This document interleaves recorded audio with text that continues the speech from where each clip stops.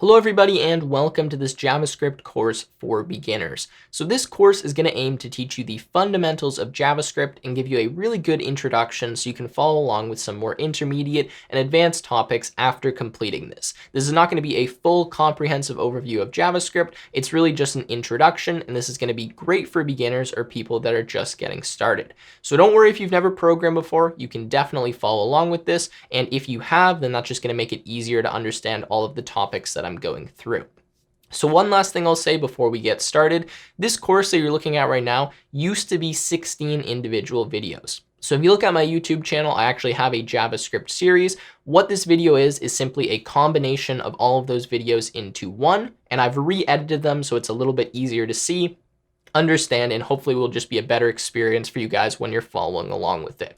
That being said, if you want to skip through or look at the different sections in this course, you can do so by going to the description. There should be some timestamps. And with that being said, that's all I wanted to tell you guys. So I hope you enjoy. If you do, make sure you leave a like and subscribe. And well, let's get into the course content.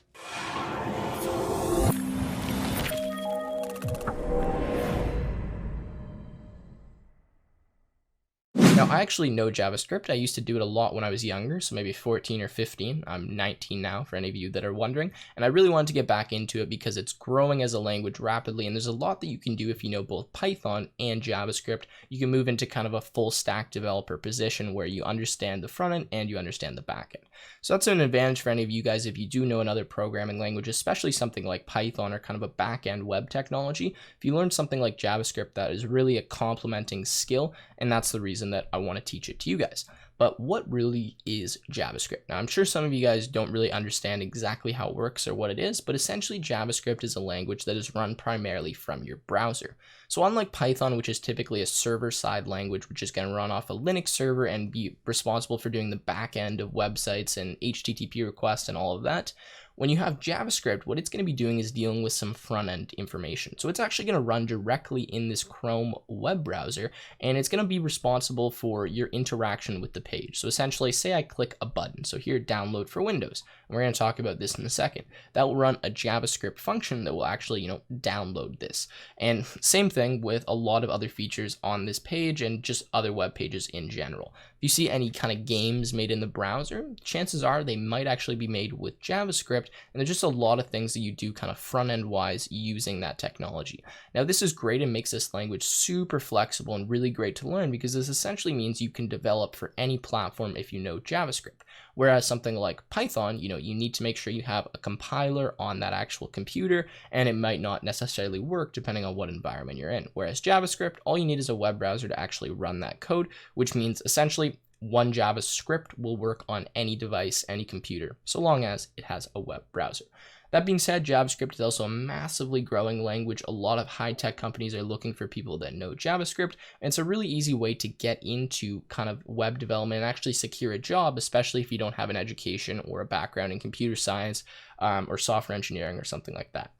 So anyways, that's enough for kind of the information about that. Sorry if I've bored any of you guys, but now let's get into the environment setup, start writing a basic hello world program, and then we'll end off at the end of there and move into some more advanced stuff in the next video. So the first thing that we need to do if we're going to write JavaScript is we need a place to write it. Now, what I'm going to be using is Sublime Text, which is just a pretty standard text editor, which will allow us to have some syntax highlighting and some autocomplete while we write our code. So I'm going to leave a link in the description, but if you need to, start off by downloading this editor. You can also use any other editor that you want, but this is the one I'm going to be using for these videos. Once we do that, what we need to do is open up Sublime Text. You might get some pop-ups, just scroll through them, don't worry. And we need to create a new file, which is actually going to be an HTML file. So what I'm going to do in Sublime here is go to File, New File. You'll see it pops up as Untitled as a new tab. You can go File, Save As, or simply hit Control S, and then type in the name of your file. Make sure, I'm just going to call this one Tutorial 1, although I do already have that file. Make sure it says all files and add your extension of .html. The reason we're going to do this is because the way we're actually going to look at our JavaScript code is by running it through the browser, which involves us having an HTML file. Now you can see here I've already made one, so I'm going to kind of omit this step here, but that's what you guys need to do. Now once we have this, you should see tutorial 1 at the top here, which is now actually going to allow us to start writing some code that we can run in our browser. Now just notice though, and I'm going to try to find this folder wherever I had it, so desktop, JavaScript tutorial. that when you create a file that's .html, you should see the icon beside it change to be, Chrome or Edge or whatever web browser you're using openable. Now, what that essentially means is if I double click on this file, you can see that it's going to open it in my web browser. Now, for some reason that's not working for you, what you can always do is type in the direct path to your file in your web browser, and that will actually open it up. And the reason we're going to do this is because when we make changes to this HTML file, we'll refresh our web browser and we'll see those changes affect here. So this is kind of going to be our console and our output, our web browser, whereas where we're going to be writing is inside of this actual text editor. Now I'm going to get started right away, and I'm just going to start doing some things. You guys might be a little bit confused at first if you've never seen this before. But whenever we write kind of JavaScript code, we need to display it on an HTML page. So the basic syntax for creating an HTML page is simply putting HTML tags, and then you're going to put these body tags like this. Now I'm not going to focus too much on this syntax because it's pretty simple. You can probably understand it fairly easily, and I'm sure most of you know it, but essentially open tags just simply have the word, and then close tags have this slash before the same word. So this is our body tags, this is our HTML tags, our body tags are inside of our HTML tags. Now inside of body, what we're going to start by doing is just writing some basic HTML just to show you how some things work here. So I'm going to say h1 tags, which stands for header 1, is hello. Now I'll demonstrate that when I refresh the page here, hello pops up, means everything's working. You guys should test that as well to make sure everything is proper. Now that's great, but how do we write JavaScript? Well, when we want to write a script inside of our HTML, what we can simply do is type script. Now, nice for me in Sublime Text here, when I hit enter, it's automatically going to fill in some options for me. You can see we have the type equals text / JavaScript. So you don't necessarily need to include that, but this is just going to specify exactly what language you're writing in, because you can do scripts for other types of things inside of HTML. So inside of here is where we're always going to be writing our JavaScript code, unless we're putting it in a separate file and importing it, which we'll talk about later. So here allows us to actually, start writing in a different language. So not HTML now, we're going to write in JavaScript. So what's the first thing that we need to demonstrate in JavaScript that we can do? Well, the first thing that I like to demonstrate is simply the console. So just like in any other language, the first thing you typically do is you print something out and, do the hello world application. So let's do that. So what console.log is going to do is simply put a log or log a message to the HTML console or whatever the console is in our browser that says hello world. Console means we're not actually interacting with the HTML page, we're interacting with the console, and you typically do this for debugging purposes and not in a production environment. So anyways, let's have a look at what this actually does and how we can even see the console up here. So if I refresh this page, obviously nothing's happening, but we've put console.log hello world inside of our script text.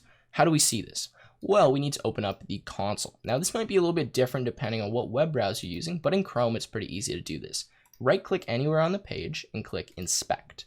This is going to be probably similar steps for Edge or any other web browser like that. You need to inspect element. You'll see that we get something that pops up on the side or maybe below your web page, and it says elements, and then there's some place that says console. Now in my case, I'm just going to zoom in so you guys can actually see this. You can notice at the top of my console here, it says hello world with an exclamation point, and it says that that came from tutorial.html:5, which stands for line 5. And that is the most basic step on how we actually log something to the console. Now that's great, but what if I want to actually display something on my web page?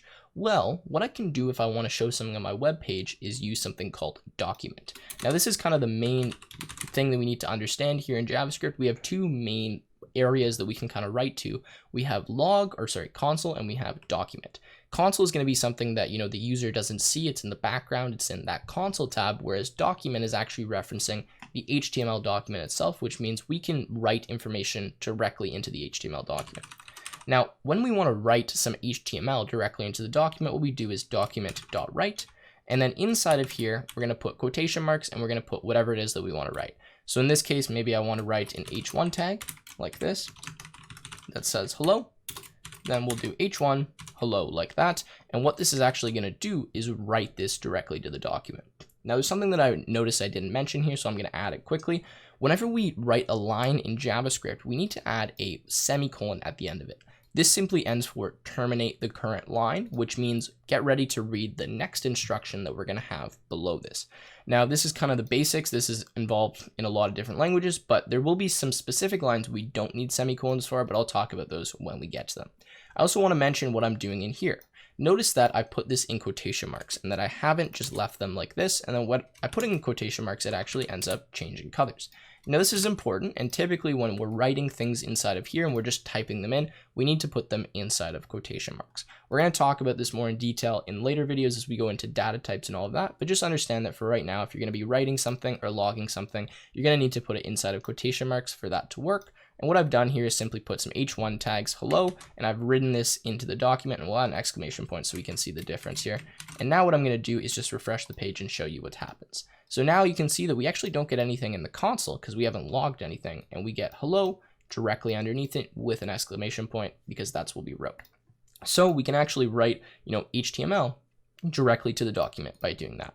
Now, I'm just going to show you two more things that we can do with the console, and then we're going to end this video and move into some more advanced stuff in the next one. So just like we can log some information to the console, so console.log, like hello, this is a log. We can also do some other kinds of things in the consoles. We can do what's called an error and what's called a warning. So I'm going to show you both of them. So just like we have console.log, we also have console.warn. And you'll see the difference in this one immediately. I'm just going to call this warning, exclamation point. Now what's going to happen when I refresh the page is we get this little icon that pops up and says that we have a warning. And it tells us where this warning came from and what line it was at. So that can be useful sometimes when you're creating an application and you want to warn the user that they're doing something that maybe they shouldn't do, or not the user, but yourself, if you're developing this and you want to look at it, that can be useful to do as well. And you get that little icon popping up. And we can also do a console.error, which is a little bit more strict than a warning. And we'll just say this is an error like that. And remember our semicolon at the end of that line.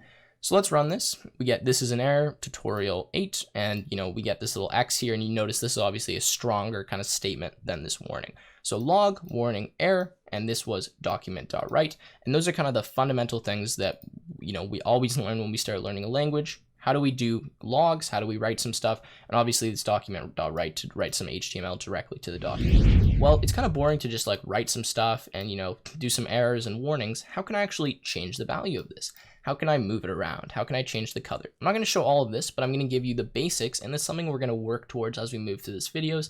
And this is hopefully something you guys will notice, that I start small, make sure you guys really have the fundamental concepts down, and then I slowly kind of move into some more advanced topics where you guys will start to understand. A lot of people like to kind of do everything in isolation and go really hard on one topic.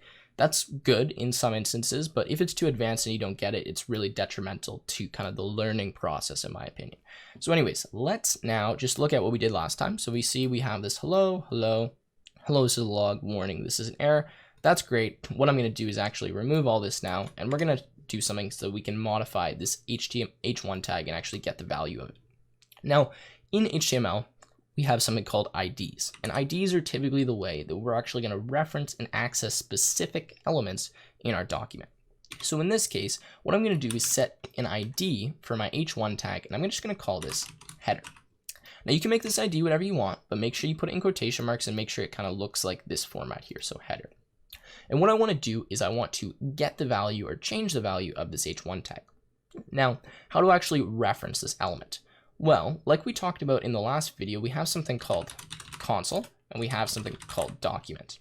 Now, the difference between console and document is that console is going to be referring to, that little console window that we had here, and document is actually referring to the HTML document itself. So this whole thing. So if I want to reference the h1 tag here with the ID of header, what makes sense to use, console or document? Well, in this case, I'm going to say document because this is not a part of the console. It is a part of my HTML document. So the method that we use to actually gain access to this element is something called getElementByID. Now, if you've ever seen JavaScript before, chances are you've seen this, and that's because this is a very common syntax. Now, what I need to do is actually give the ID of the element that I want to access. So in here, I'm going to type header. Now, let me just kind of break down this line for you, because if you've never programmed before, this might be a little bit confusing what's going on here. Document is referring to this HTML document. This dot here means that we're about to call a method on this HTML document. Now, a method is simply an operation, a function, something that happens. It can get a value, it can, create a value, it can do all kinds of different things, and you call it by doing dot, the name of the method, an open bracket, a close bracket, and then some kind of parameters or parameter inside. Now, there's not always something in here. Sometimes it's blank like this. but usually we have something called a parameter. Now, a parameter is something that you pass to the method, a value you give it so that it can do something with that value. In this case, what this method is going to do is get the value header and return to us the actual h1 tag here that has the ID of header to allow us to do some operations on it. So the first operation I want to do is actually change the value of hello to be something else. The way that I do that is using another method, well, not really a method, it's going to be actually a property called innerHTML. So here we have document.getElementByID header. That's going to give us this h1 tag. .innerHTML, which is actually referring to what's inside of these tags. So whenever it says innerHTML, that means pretty much what's between the two tags. And now what I can actually do is use something called an assignment operator, which is just going to be the equal sign and set this value to be whatever I like. So here I'm going to make this tech with Tim exclamation point. Now remember, we have to end our line with a semicolon because that's how we know the operation and kind of statement is finished. But let's try this. I think I've broken this down enough that you guys should understand. And when I refresh the page, notice all our logs go away and we get tech with Tim as the new value for our h1 tag. So I think that's pretty cool. And I mean, with very minimal knowledge, you can already modify the elements on your page. Now that's awesome, but what if I actually want to get the value of my innerHTML? Say maybe this changes to something, whatever it is, and I actually want to get the value. How do I do that? Well, what I can do is rather than changing the value here, I can simply print it out and show it on the console, or I can actually write it to a new tag. And that's something interesting that we can do as well. So let's try that. So if I actually want to display this on the HTML page, and I don't want to display it in the console, am I about to use document or am I about to use console? Well, I would hope you guys would answer with document, because that means I'm actually going to display it in the HTML document. So like I showed before, I'm going to use document.write, and all I'm actually going to do is simply write whatever the value is of the innerHTML of the element ID header. So in this case, I should write hello, but I'm not going to write it inside of any h1 tags, so it should look a little bit different, and you guys should notice this. So let's refresh, and now we get hello, and we get hello. So we've simply just written that, next word by doing this, document.write, getElementByID header. Awesome. That is, pretty much how that works. Now what I'm going to do is actually create a new tag here, and I'm going to call this one an input tag. So I'm going to say h1, or sorry, what am I saying? h1. I'm going to do input type, if I could type here, equals text, and then ID equals INP. Now what this is going to do is simply create a little text box that I can type in. The reason I want to do this is because I want to show you how we can change the value of this text box. And as we go through, we'll be changing some different values, and you guys will see how this works for all different kinds of HTML tags. So in this case, if I want to change the value of a text box, what I need to do is similar to what I've done before. So obviously this text box is in my document. So I'm going to type document.getElementByID. And in here, I'll just add my semicolon at the end here. What I'm going to do is simply put the ID, which is INP. So what I've done now is, reference this text box. So now how do I get the value of it? Well, I just simply do .value. Now you might think that it would be like .text, but that is actually not the case. In this case, we're going to do .value, and we're simply going to do what we've done in the previous one. It just changed the value. So in here, we'll do it hello. Now, before I do this, I actually just want to show you what the text box looks like without this change. So I'm going to introduce to you something called a comment. Now, essentially what a comment is it is something that is there, but is not going to be read by the computer. It's a line that's going to be skipped over that you can still have there, but it's not going to mean anything. So in this case, what I've done to actually create a comment is I've done 2 slashes. Now, 2 slashes simply means comment. It's the same syntax as Java, if you've ever seen that before. And notice that my line gets grayed out. And watch, when I run this code here, you can see that all that actually changes is we get this text box here. We don't end up changing the value to a hello because this was a comment. Now, if I uncomment this by removing those, you'll notice when I go back here that the value of my text box changes to hello. So that is kind of the basics of how that works, right? Now I'll show you a multi-line comment as well, which is essentially this. So you do a slash, a star, another star, and then a slash. Now what this allows you to do is comment on multiple lines, right? So these are all comments. This is obviously not, proper coding syntax, just type in hello. So this will allow us to kind of skip over that, because whereas here, if I do something like hello, and then I go to the next line and I type hello, you can see this isn't commented out because what this stands for is a single line comment. You may see me use some of these, so I just wanted to make sure you guys were aware of how those work. All right, now what I'm actually going to do is I'm going to make an error here in the code because I want to show you guys what it looks like when you make a mistake, because chances are you guys will be doing that quite often as you learn how to do this. So for example, let's try to just type X in my line here, okay? And let's run our JavaScript code. And notice that if we're looking at the console here, we get uncaught reference X is not defined. Now, these are error messages that you guys will see all the time. And as you start going through this, you'll start to understand what these messages mean. I'm not going to explain exactly what this is, but it's very important that you actually read these messages. So say, you get an error and like you're commenting down below, you're like, Tim, it didn't work. I don't know what the issue is. What I'm going to ask you to do is give me what this error message is and what line this message is on so that I can help understand what the issue is.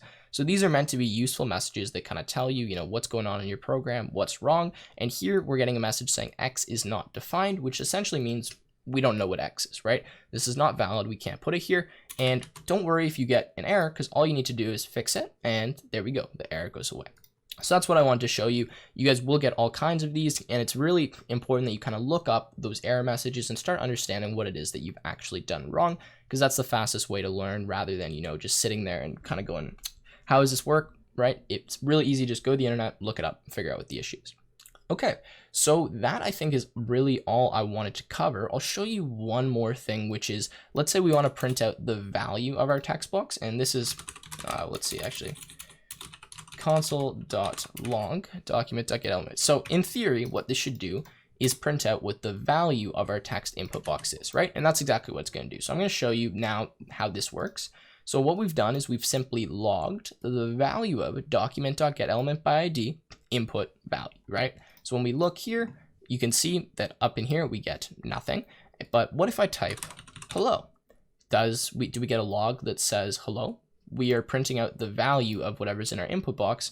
Is there a reason that in the log here, I don't get that answer? What if I refresh the page? I still am not getting hello printed out. Well, the reason I'm not getting that is because what actually ends up happening when you run this code here is we read each line by line. So what happens is we have HTML, we read body, we read H1, we read this, and we execute them in sequence. So we start by doing hello, then we make this text input box, then we go into the script tag, we run whatever's in the script. So this means we run this console.log and we print the value. And this happens immediately whenever we run the web page. Now, can you think about why this might be problematic? Well, essentially, if I want to print out the value of what the user typed in this box, I can't do that by just, logging whatever it is immediately, because immediately when I refresh the page, that text box is blank. So if we want to do that, we need to use something called a function, which I'm going to talk about in later videos, variables and data types.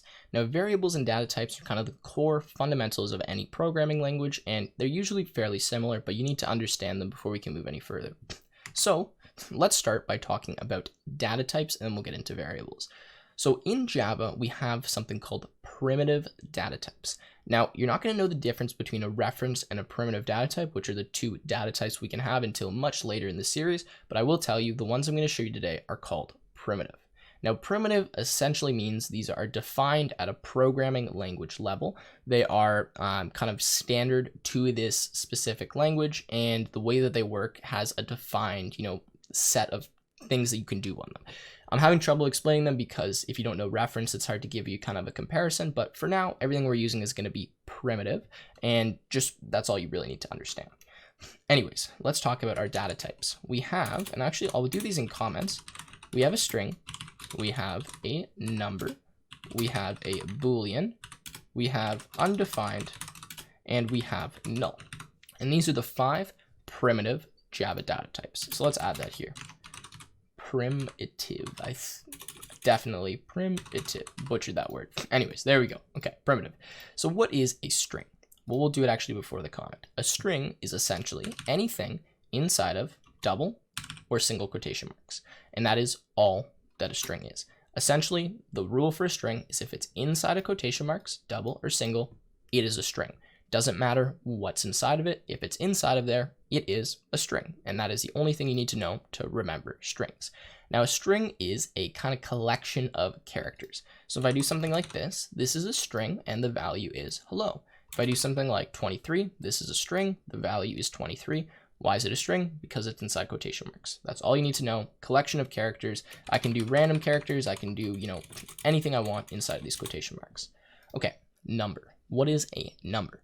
Well, that's pretty straightforward. It is literally a number. So anytime we see something like 2.0, 8.99, negative 98, 1000, 0.000009, these are all numbers. And notice that they highlight in purple and that they're not inside of quotation marks. So that is what a number is.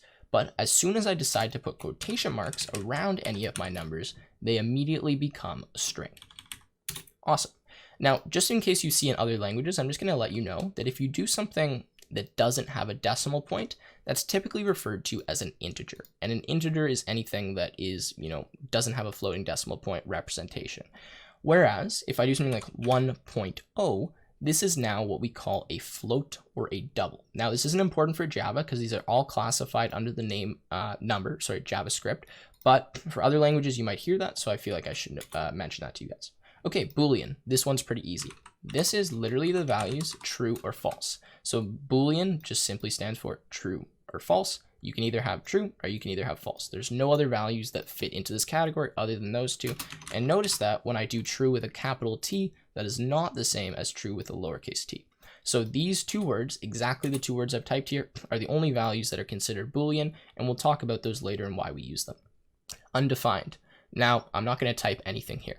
The reason for that is because undefined simply means that we haven't defined something yet, and it's actually a type of its own. You can't really set a value to be undefined. It becomes undefined if you don't give it a value. And we'll understand that when we go into variables.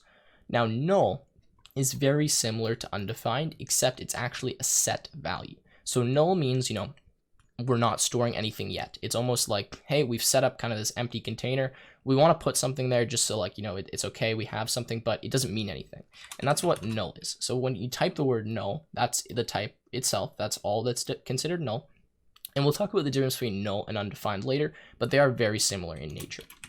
Okay, so those are our Java data types. Now I'm going to get rid of them, and we're going to start talking about variables.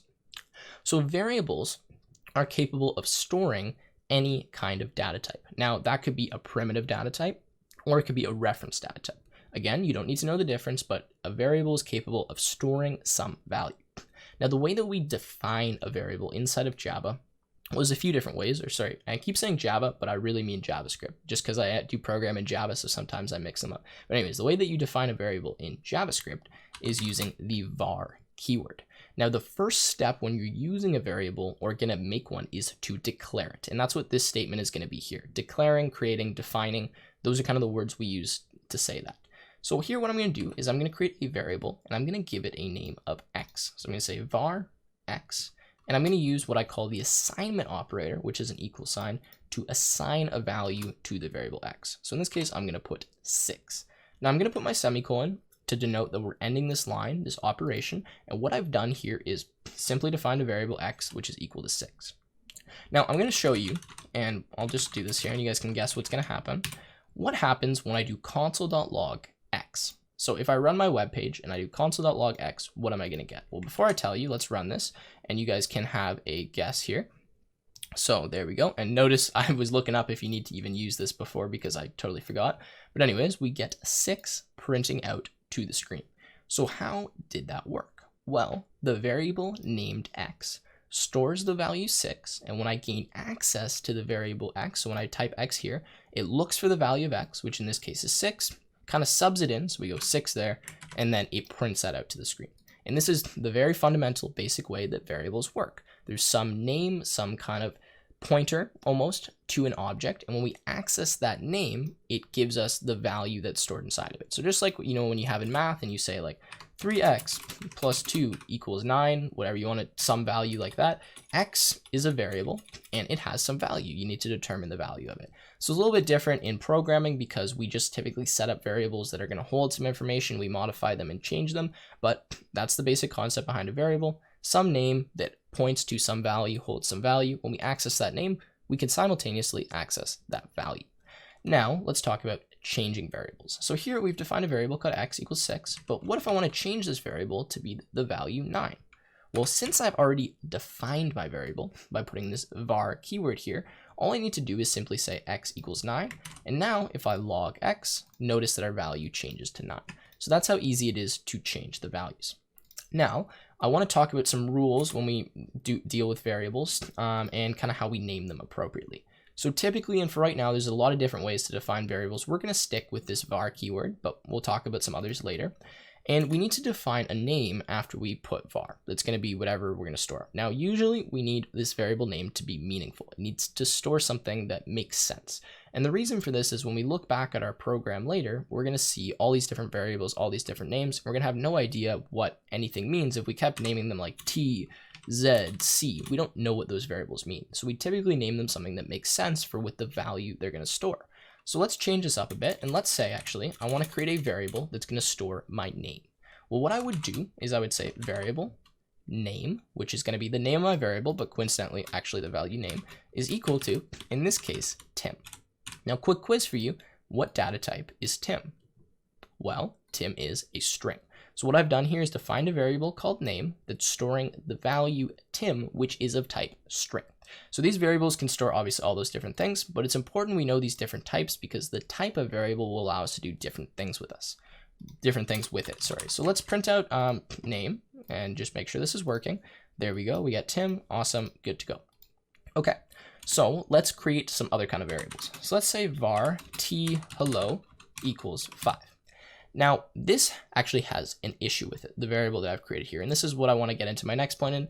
How do we make valid variable names? Well, there's a few rules when we define a variable. One of which is that we cannot include any spaces in our variable name. If we want to do something that looks like a space, what we are allowed to do is underscores. But if I do a space, watch what's going to happen when I run my program. We're going to get an error in our console. Now, why did that happen? Well, because it's saying there's an unexpected identifier. Now, this is what I want you guys to do. Whenever you make a mistake, something happens, open up your console and see if you have any errors here. If you do, you can Google search them, you can figure out what the issue is, and then hopefully that will help you kind of fix your problem. But those error messages have meaningful information in them, so try to read through them. You probably won't understand what they mean immediately, but if you Google search them, hopefully the next time you run into that error message, you might understand where you might have gone wrong. So anyways, in this case, that's because our variable name is named incorrectly.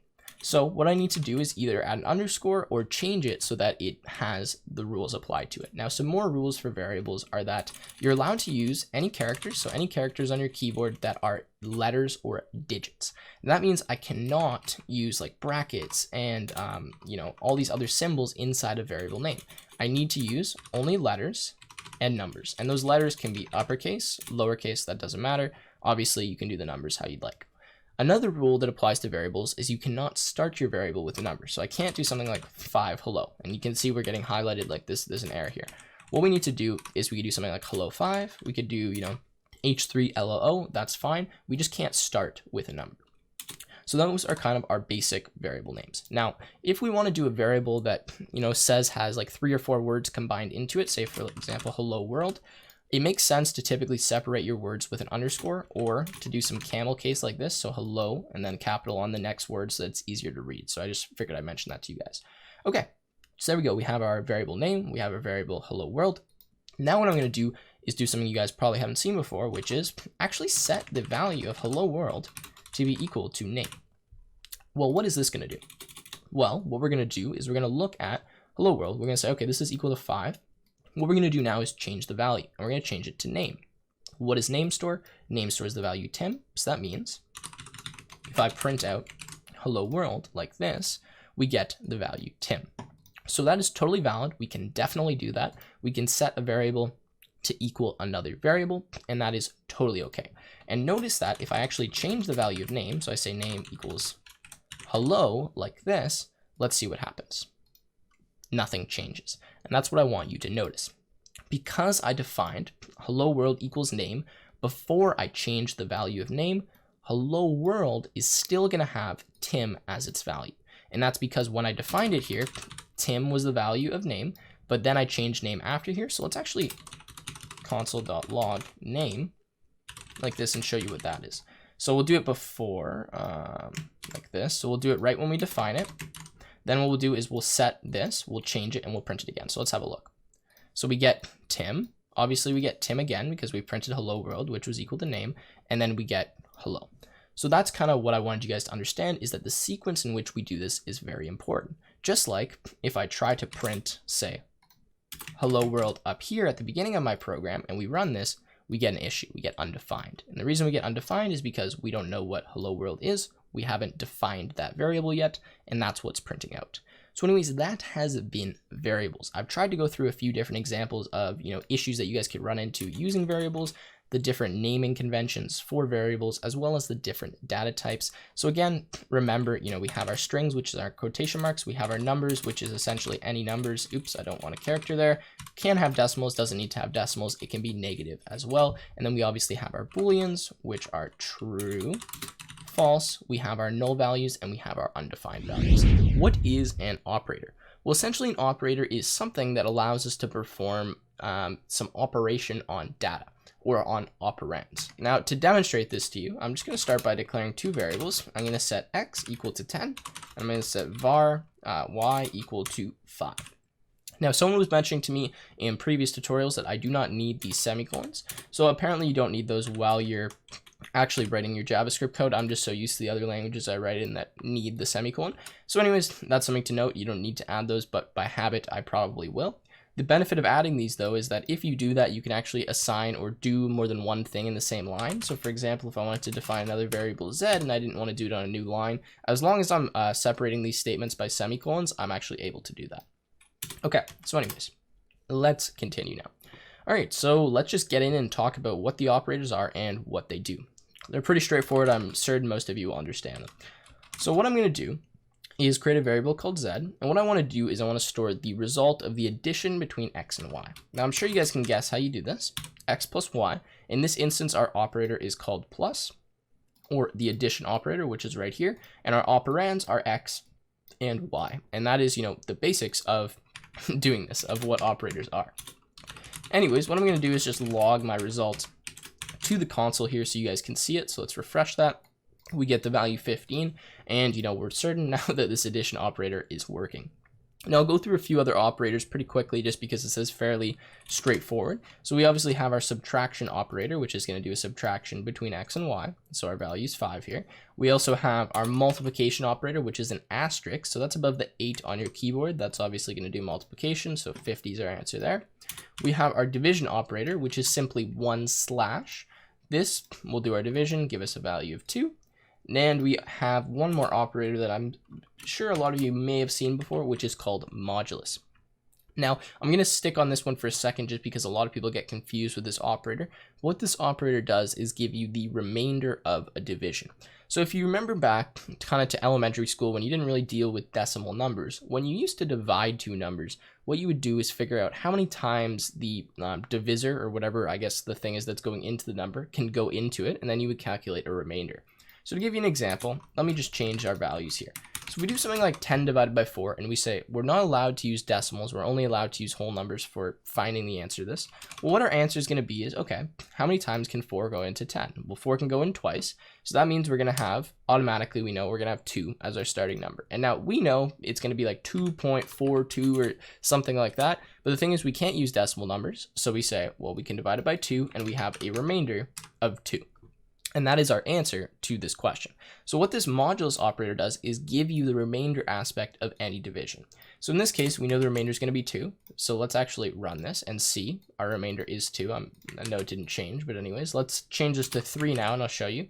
So if I do 10 divided by 3, what's my answer going to be? Well, how many times can 3 go into 10? It can go in 3 times. That's a value of 9. 10 minus 9 is 1. Remainder is 1. And there we go. Our remainder is 1. So that's what this operator does. If you're confused by it, literally just think, okay, let's figure out how many times this number can go into it, and then what's left over after that. And it's actually very useful, and there's a lot of instances where you may want to use it. Okay, so that is sweet. So now let me just show you though. And I'm actually going to ask the question here. Since I've done, x modulus y, or I've done x plus y, or whatever like this, and stored it in the value z, do the values of x and y change here? Are they changing as we do this? Now think about your answer. I'm going to print them out, and I will show you guys and explain why they don't change. Okay, so let's run this. There we go. So we have 13, 10, and 3. I'll zoom out a little bit. And obviously we can see that the value of x and the value of y did not change after we performed this operation.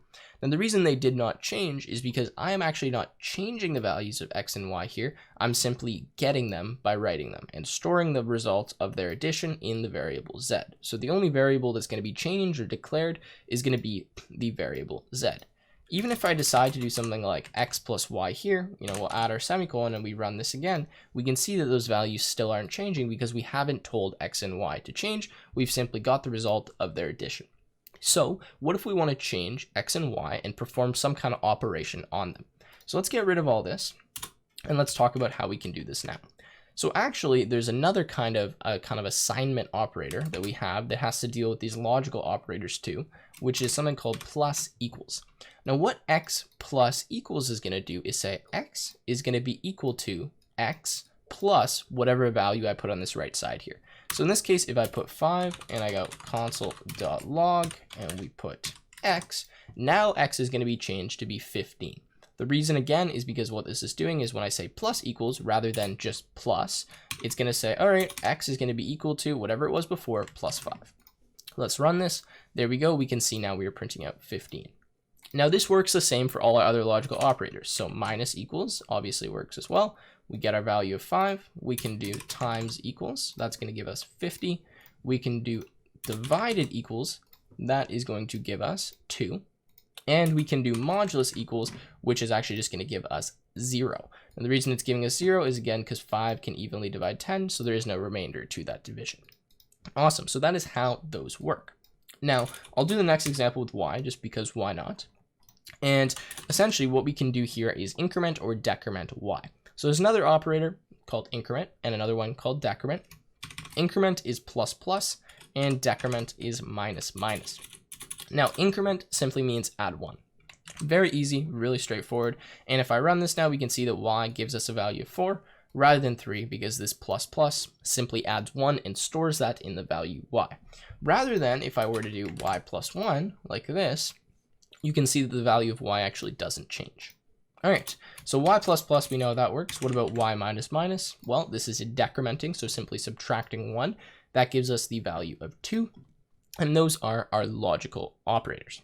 Now, these operators only work on numbers, or at least most of them only work on numbers, and I'm going to talk about the specifics now. All right, so let's define a variable which is a string. Let's just call it str, because why not? And let's call this string hello. Now, what do you think I'm going to get if I try to do str plus x? Well, actually, in this instance, that'll work, but let's do something like this.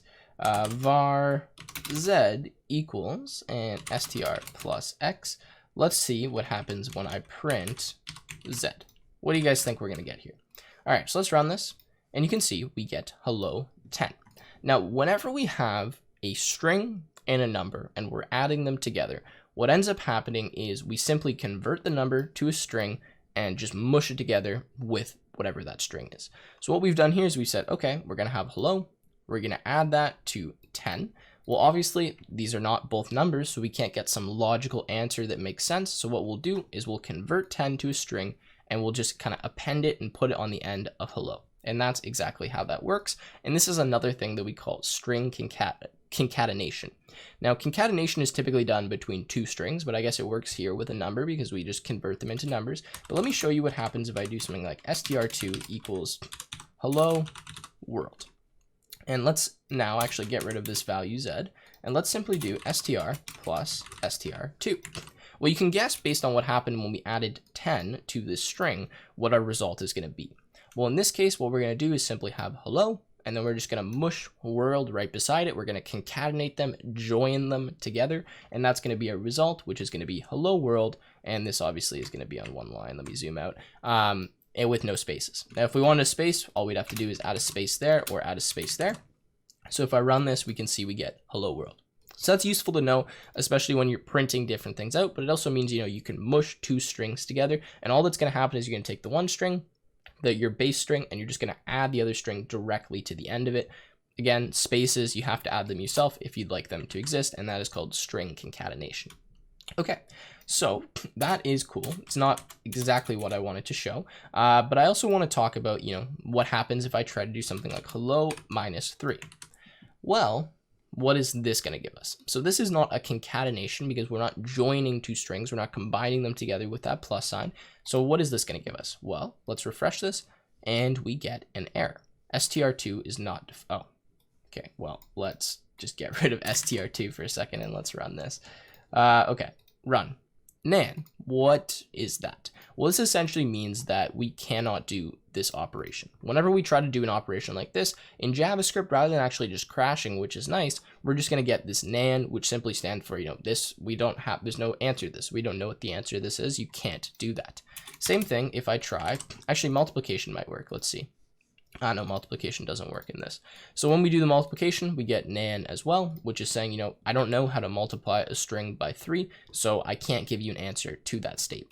Same thing, obviously, if we try to do something like dividing a string, we can't do that. This division operator only works between numbers, so we're getting that nan value.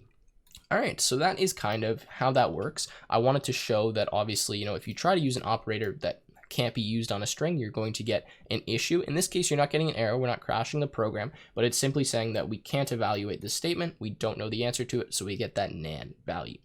Awesome. Now let's just show a few other examples here and how we can kind of add multiple things together. All right, so when using operations, the order of operations is important, and that's something I want to talk about. So what I'm going to do is, actually we'll clear these out, and we'll just say var result equals, and now we're just going to start typing actually an expression that we can evaluate. So what I'm going to do is simply do something like 4 times 5 over 3 plus 9 minus 2. Now, obviously, this isn't the easiest thing to compute in your head, so we'll log the result, but what I want to demonstrate is the fact that order of operations apply in computers just like they apply when you're doing regular mathematics. So essentially, we start reading from left to right, and we apply BEDMAS, which is the rule that I kind of learned the acronym for this. So we have B, and I hope this doesn't keep auto-completing, DMAS. Now what this stands for is brackets, exponents, division, multiplication, addition, and subtraction. I won't actually, why not? Multiplication, addition, and subtraction, and we'll just add the M there. Okay, so this is the order of operations that we need to follow. Not sure if I spelled all of these right, but regardless. And let's actually put these in a multi-line comment to make sure that we can leave those here. This essentially means we're going to follow this order of operation. We're going to look if there's any brackets. If there is, we're going to evaluate what's in the brackets. Then we're going to do any exponents that we have, then any division, then any multiplication, then any addition, then subtraction, which means that this part of our statement is going to happen first. So, I mean, we can look at this and see what we get as our answer. We're getting 13. Wow, okay, some crazy number like that. But what if I want to change the result of this? What if I want to, do all of this addition and subtraction before I decide to divide, 20 by whatever this result is? Well, if I want to do that, I can just add some brackets around this. And now, since these are in brackets, we're going to follow our order of operations and do that first. And notice that our answer should change. And it does. It changes to 2.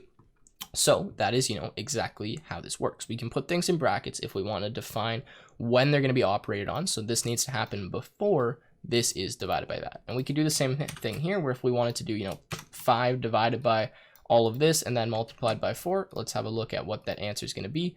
And that answer is still going to be 2, because obviously that's not going to change what order we put that in. So yeah, that is kind of how this works. That is how operations work. That's how operators work. Obviously you can do string operators. And I guess the last thing to show is just like, let's say hi like this. I did something, like x plus plus, or x plus equals, sorry. I can do string plus equals. In this case, let's just go hi again. Let's go console.log str. We'll add my semicolon there to be consistent. And let's run this, and you can see we get hi. So strings, you can use the plus operator on, you can use plus equals, you can concatenate and join those strings together. And then numbers, you have a series of operations like subtraction, division, multiplication, addition, modulus, all of those. So I want to refresh you that we started talking about data types in a few videos ago, and we mentioned the data type called Boolean. Now we said that we could have that data type called Boolean. Let me just say B here. And that value could either be true or that value could be false. And remember that we can't have that capital false or that capital 2. It's only those two special values.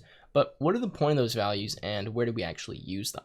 Well, this is where I'm going to show you how these are used or how these are actually generated. So let me create some variables. I'm going to say x equals 8 and var y equals 9, just like we used in some previous videos. Now, a lot of times when we're doing some computations or we're adding numbers, we're doing something, we need to do some kind of comparisons. Maybe we want to see if the value of 8 is greater than the value of 9. Or if, 8 minus 9 gives us enough of a remainder. If we're looking at like a shopping cart and we see if they have over $100 in the shopping cart, then maybe they get a discount on their order. There's lots of instances where we need to do comparisons with numbers, and I'm going to show you guys how we can do that. Now, typically we're doing comparisons between variables, but sometimes it can be between constant values as well. And what I mean by constant value is just if I type in some number rather than actually using two variables. So let's start by going through some of the comparison operators, which are what I'm going to show you now. Okay, so the first comparison operator is the less than sign. Now, a lot of people will say, oh no, that's a greater than sign. It's not the less than sign. It really matters in which way this is pointing related to your variables. In this instance, what we're saying is x less than y. That's what this statement means. But if I decide to put a sign like this, then we could read it like is x greater than y or is y less than x, right? It doesn't matter if none of these are really the greater than sign or less than sign. It really matters what way we put them. So we have these two signs, greater than, less than, and we also have the ability to add an equal sign to the end of either of these two signs. Now this is going to change this comparison to say rather than less than y or greater than y, in this case, going to say is x greater than or equal to y. Now notice that I keep saying is x greater than or equal to y, or is y less than or equal to x, or whatever it is. That's because this statement or this expression that I've typed here is actually going to return to me a Boolean value, which is true or which is false. And that true or false is going to tell me the answer to this expression that I've put here. Now I know some of you might be a little bit confused, but I don't know how I just did that, log out my answer and show you what I mean by that. All right, so let's refresh this. And you can see we get a value of false. And why do we get a value of false? Well, because x is not greater than or equal to y. So when this expression is evaluated, this comparison happens between 8 and 9, and we get the value false. Now, if I decide to reverse these signs like this, you can see we get the value of true. And if I decide to change maybe x to say 11 instead of 9, and we refresh this, now we're back down to false. And that is precisely how these basic comparisons work. So these less than, greater than, or equal. Now it's important you cannot do something like equal than, greater than.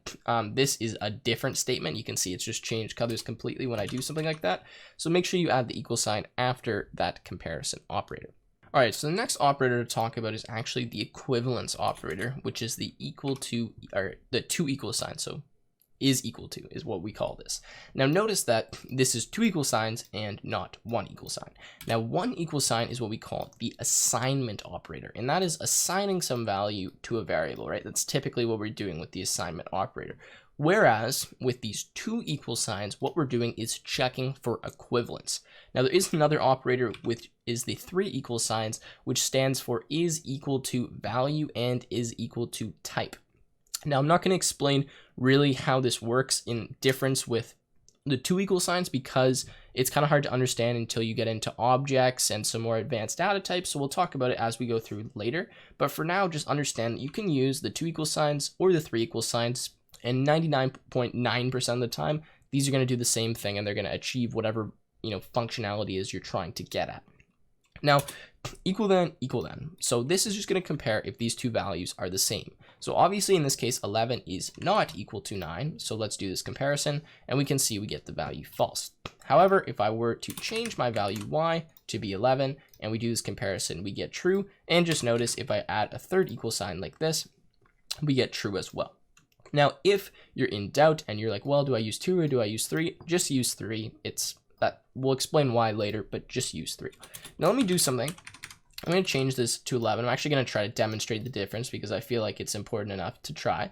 We have this variable x, which is 11, and we have this variable y. Now notice that 11 and 11 are the same, right? Like if we're looking at this as humans, we see 11, we're like, okay, those are the same value, so this should evaluate to true. Watch what happens when I run this. we actually get the value false. Now, why do we get the value false? Well, this 11 is different from this 11 because they're different types. This is a number and this is a string. And remember that now if we try to do something like x plus y, well, this is a string and this is a number. So what happens when we add a string and a number? Well, we convert the other number to a string. So in this case, this is now going to turn into the string 11 and we mush them together. We don't actually do a logical addition there. We just add these numbers together. So rather than getting 22, which we might have expected, you can see here we're getting 1, 1, 1, 1. So that's important to understand. Okay, so let's do these two equal signs now. All right, so what happens when I do two equal signs and I compare these? Well, we actually get the value of true. So why did that work? Well, that worked because this two equal signs compares the value and does not look at the type. Whereas the three equal signs compares the difference in the type and the value, and only if both of these are the same will we get that equal then. All right, awesome. So now what I'm going to show you is kind of the opposite to this, which is the not equal to. Now, there is a not equal to, and there's a not equal to, which is the two equal signs like that. So we'll talk about both. So let's start by doing not equal to. So exclamation point equal sign. What does this do? Well, it literally just gives you the opposite result that you would get if you did two equal signs. So here, since these values actually are the same, what I'm getting is the answer false. The reason I'm getting the answer false is because this operator is going to tell me if x is not equal to y. And in this instance, it is equal to y. So obviously this condition is false. And all of these that I'm typing here are known as conditions. So that's important to understand. Now what happens if I add a third equal sign like that? Well, let's run this. We get the value true. Why do we get the value true? Because obviously 11 and 11, when we're doing three equal sign comparison, are not the same because this is a string and this is a number. So when we do this, we get false, or sorry, what am I saying? We get true because these are not actually the same values. And that's kind of how that works. Now let's just do another basic example with 9. And if we do x not equal to, we still get true because obviously these aren't the same. But if I were to change this to 11, then we still, we get false because these are actually the same value. Now that is kind of the basics of the basic comparison operators. Now I'm going to show you how we can actually chain these together and use something called and, or, and not. Now, and, or, and not are very powerful, and they allow us to kind of create some more complicated conditions. So I'm going to do a more advanced example now, just because numbers are really easy to understand typically. So I'm going to say var name equals Tim, and I'm going to say var other underscore name equals Tim. All right, so let's do a comparison of these. So what I'm going to do is simply log out if name is equal to other underscore name. Well, what do you guys think looking at this? Do we think they're the same? Do we think they're different? Does this two equal sign, is it going to make a difference if we use 2 or 3? What do you think? Well, let's run this and have a look. We get the value false. Why do we get the value false? Because there is a capital here, and capitals actually make a big difference when we're doing comparisons. This Tim is not the same as this Tim. They're different strings. However, if I do change this to be like that, now we'll get the value true. Okay.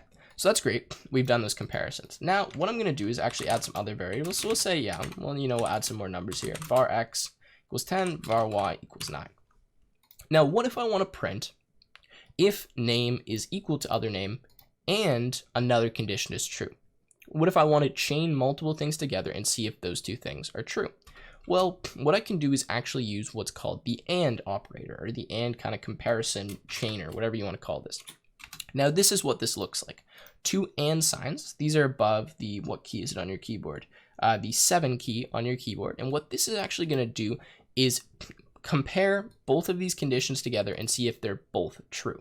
Now I'm going to add another condition here where I'm going to say x is, or I'll say y actually is less than x.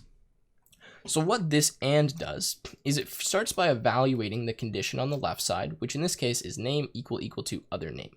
We know that this is true, right? Above here, this value is true. Then what it's going to do is see if this one is true as well. So if y is less than x.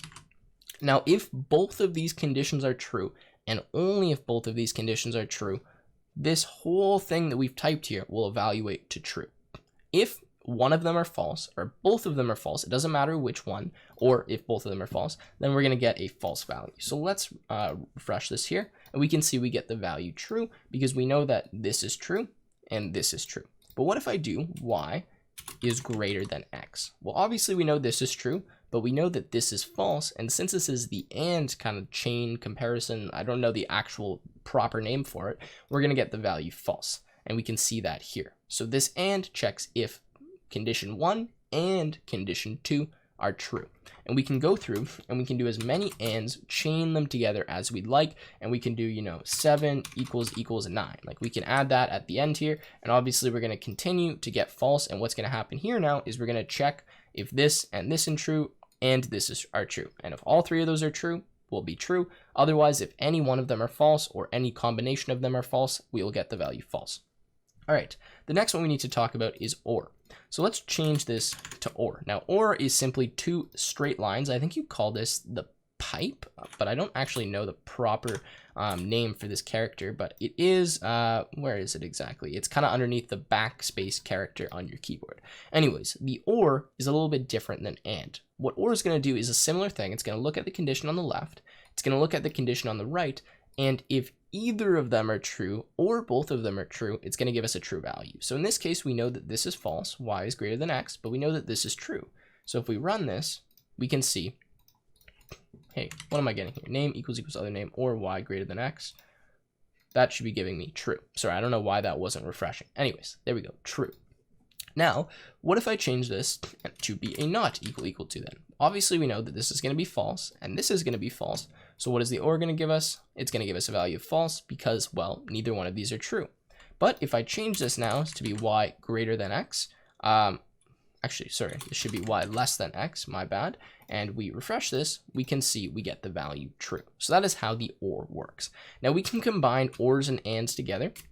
So we can do, another AND sign here, and we can add, I don't know, something like 8 equal to 8, and we can chain all of these together. And what's going to happen here? Well, let's run this. We get the value true. And the way that we do this is we simply read left to right.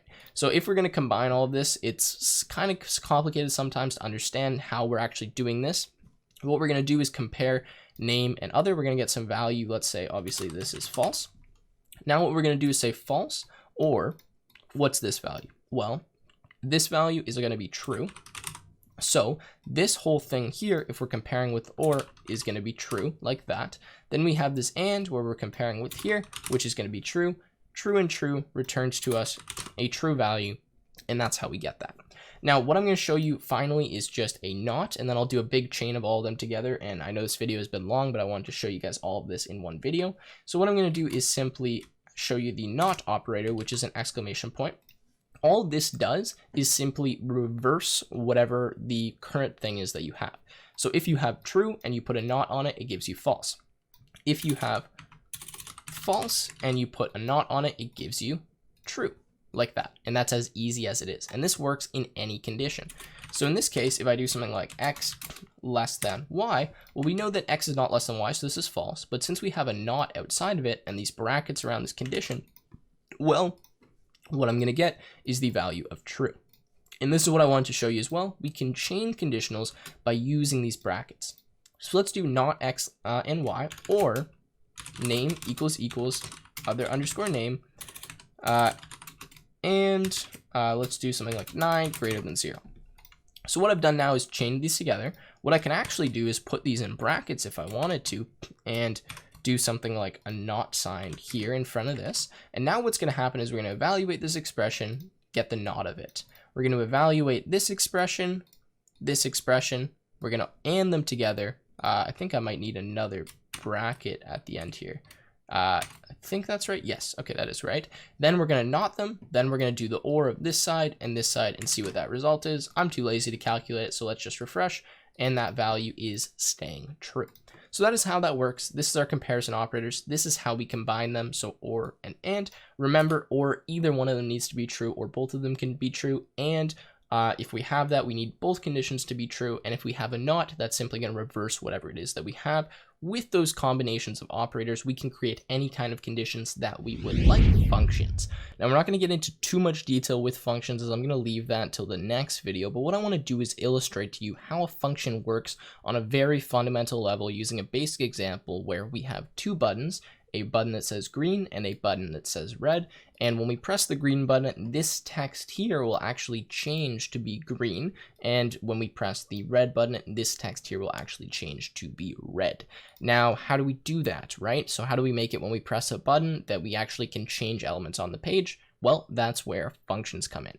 Now, what is a function? Well, you can think of the definition of a function as a kind of piece of code or a block of code that does something. It might, change some piece of information on the screen. It might take in a value and return to us some value. You can think about in mathematics when we have functions like f of x equals 5x, something like that, right? That function takes a value of x and returns to us a value of y. You can think of that as a similar idea with programming functions, except they're capable of doing much more than just mathematical computations. Now, something to remember when we think about functions is that a function should do one thing, and it should do that one thing very well. So whenever you're designing functions, just try to keep in mind and think about what is your function doing? Is it doing one thing or is it doing many things? And when I say one thing, I don't really mean, one line of code. I mean one overall operation, one overall function of your code is what it's performing. It's not, messing around and doing 100 different things inside of it. Okay, so how do we create a function? Well, to do it is actually pretty straightforward. We're going to type the word function. We're going to type a name. In this case, I'm actually going to do a basic example before we get into the other one called add, and then we're going to put curly braces to denote where our function actually is. So what I've done here is said we're going to define a function called add, and anything that goes inside of these curly braces is what's going to be inside of our function. Now, to give you a really basic example, what I'm going to do is just console.log add like this, and I'm going to call my function by doing this. Now, I know you guys have no idea what's going on right now if you've never seen functions before, but let me break it down for exactly what's happening here. This is our function block, right? So this is the name of our function add. This block of code, or any blocks of code for that matter, that go inside of these curly braces will only happen when the function is run. So the function has to be run. We have to call the function, and then whatever's inside of it will happen. So here, this is what we call our function call. And to call a function is really easy. All you do is type the name of it and then put 2 brackets at the end to say that you're calling it. So this is our function call, and essentially what's going to happen is when we're reading through our code, as soon as we hit this block, we're going to actually call this add function, which means anything inside of here is going to run. So let me illustrate that to you by just simply running and refreshing this page. Let me go to actually inspect element here. And you can see if we go to, I got to find, where is this here? Console, we get add printed out to the screen when I called add. Now, the great thing about functions is that we can call them a bunch of times. So let's do this, and you can see that now we have 4 adds popping up on the screen. So hopefully this is giving you an idea of why we might use them, because say I wanted to print a sequence of, I don't know, add 1, 2, 3 like that. Well, rather than, having to do this, say I want to do this exact sequence of adds 100 times. Rather than having to write 300 lines of code, what I would do is simply call add as many times as I want that to happen, right? So if I refresh this, now you can see we're getting all of these popping up, and that is, the basics of functions and why we use them so that we can reuse our code. So if you ever realize that you're writing very similar lines of code multiple times, maybe you just want to add them into a function, and then you can just call that line of code once with one statement rather than writing it a bunch of times. Okay, so let's go into a little bit more of a more advanced example here with add, and I'm going to show you something called parameters and something called return statements. So what I'm going to do is I'm going to put 2 parameters in here, and I'm going to call them A and B, and these are called parameters. Now, what these kind of stand for is the information that I need to pass to my function. So this is the information that my function needs to be able to work, to be able to perform some computation. Now, in this instance, A and B are going to actually be 2 numbers that I'm going to add together. And what my function is going to do is take those 2 numbers, A, and the other number B, add them together, and return the result to wherever my function was being called. Now, this might seem a bit confusing, but the examples are hopefully going to clear this up for you. So what I'm actually going to do in here is write a return statement. Now, a return statement is different from logging something. I'm not printing something to the console. I'm returning a value. And the value I'm going to return is A plus B. Now, I know everyone's confused. Well, we'll get through this. What I'm going to do is create a variable here. I'm going to call it X, and I'm going to set it equal to add. And here I'm going to do 5, 5. Now we all know what 5 plus 5 is. We know that value is 10. So what's actually happening here is when I call add, I'm going to pass for the value a, the number 5. I'm going to pass for the number b, or for the parameter b, the value 5. Now what these are called are arguments. So these are parameters and these are arguments. And you can obviously, I can pass different arguments to them. I could say var y equals 5 plus 7, right? I can do any numbers I want. And this is the point of this, is that it can take any two numbers and return to me the addition of those numbers. So let's simply log out these values. And I'm going to show you kind of how this works. So console.log, we have x and we have y. So what's happening is when we say var x equals add 5, 5, what's going to happen is we're going to pass our values and then we're going to return the addition of those values. What this return is going to do is essentially say this line here that we've said add 5, 5 is going to be equal to whatever this return statement returns, which in this instance is 10, which means that x should be equal to the value 10. I know this might be confusing, but let's run this and see what we get. We get 10 and we get 12. So what happened was we passed our values, something happened. This gets replaced with whatever was returned from that function, so which is 10. This one is getting replaced with 12. And then we can print those two values out and say, this is 10, this is 12. Those are answers, and we're storing them in variable x and variable y. That being said, though, I don't need to store them in a variable. And sometimes I don't want to store the value. I just want to, use the value. So what I can do is actually do something like, 234 and like negative 98. Maybe let's pass that in here. And then I can log the result of that addition. So here, we get our value 136. I'm not storing it in any value, but I can still show it, because what happens is when I call this, the return statement is going to, whatever it returns will replace this line. And then, we can demonstrate that and show that on the screen. Okay, so I think that is the basics. I've shown so far that, we can have a function that has parameters. We can have a function that doesn't have parameters. We can have one that has a return, and we can have one that doesn't have a return. What about a function that has parameters but doesn't have a return statement? Well, that's more than fine. I could do something like console.log a plus b. And then if I call my add function and I do 5, 5, watch what's going to happen. So we're going to print the value 10. Why does this work? Well, same thing as before. We have our parameters a and b.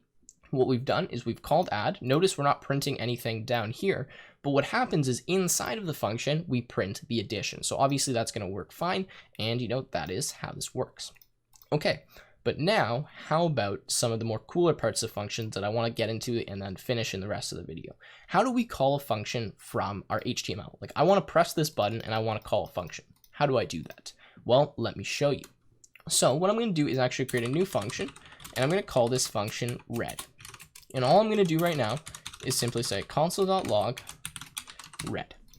Now inside of my button tag, what I can actually do is set the function that I want to trigger when this button is pressed. And to do that, I simply say onClick equals, and in this case, red. Now what this is defining is essentially when I click the button, I want to call the function, which is called red, which obviously is right here. So let's see this and see if this works.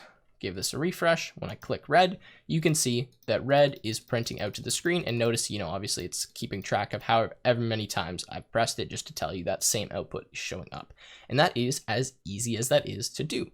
If you want to call a function from your JavaScript, you literally just put it in quotation marks, whatever the name is, inside of HTML, sorry.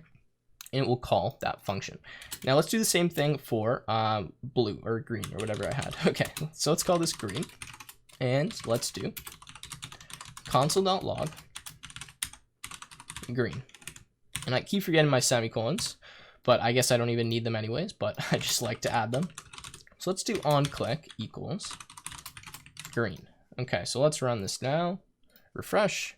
Green, red, green, red, green, green, green, green, green, red, red, red. See, and that is exactly how this works.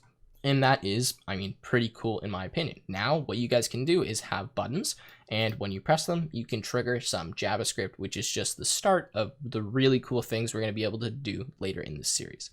Now, what I said though was, I don't want to just console.log. I actually want to change, this element. I want to change hello. Well, we know how to do that, right? We know how to change, maybe not the color right now if you haven't seen that command, but we know how to change the value of our H1 tag. So how do we do that? Well, let's do one in here.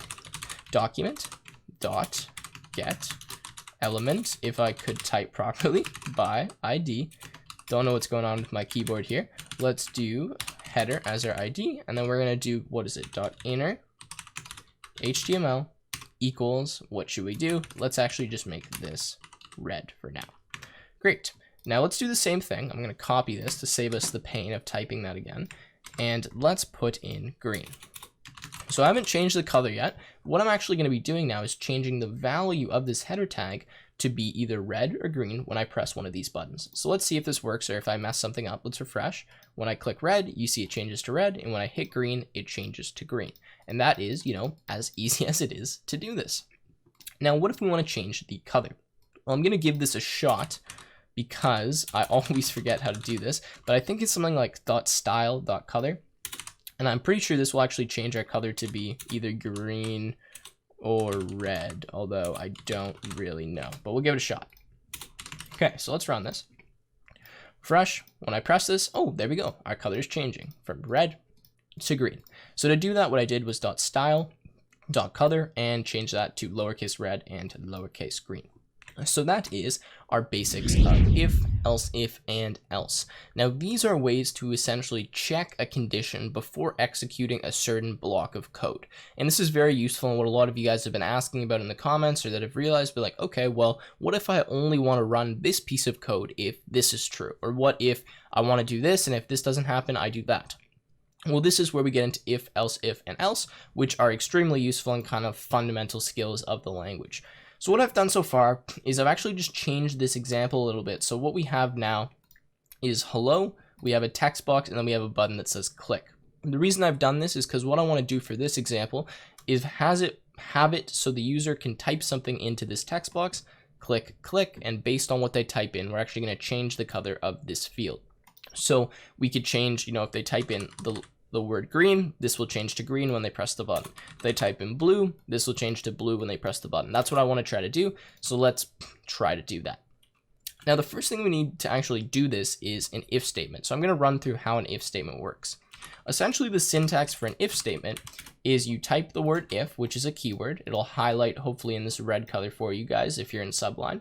Then you have these brackets like this. You put some kind of condition inside of these brackets, and if this condition is true, then whatever's inside of these curly braces will run. If it's not true, you're simply going to skip over this entire if statement, so everything that's inside of this block, and go to the next line and just ignore it and not even bother doing it. So for instance, if I say if true, well, this will always run because obviously true is always true, but you know, that's a condition. I can put that in here, and that means essentially if I did console.log something in here, that would always run. Whereas if I put this to be false like that, and then I was going to console.log, this would never run because, well, this is false. So let's actually give this a go and do something a little bit more advanced. So a real condition inside of here, and then we'll try to do something. So what I'm going to do is actually grab the text that the user typed into my input box and just store that in a variable to start. So I'm going to say var text equals, and in this case, I guess it's document.get, element, if I could type properly early in the morning for me here, guys, ID, then we will do INP, which is the input box, dot value. Okay, so there we go. That's going to grab our text for us. Now what I'm simply going to say is if text equals, and I guess we'll say red, we'll change the color of our header tag here to be red. So to do that, I'm going to say document.get element by ID dot style dot value equals red, and I guess our ID is going to be header like that. Okay, now the only issue is I need to put this inside of a function so that essentially whenever my button is pressed, we can activate that function and see what the current text value is. So to do that, what I'm going to say is function pressed like this.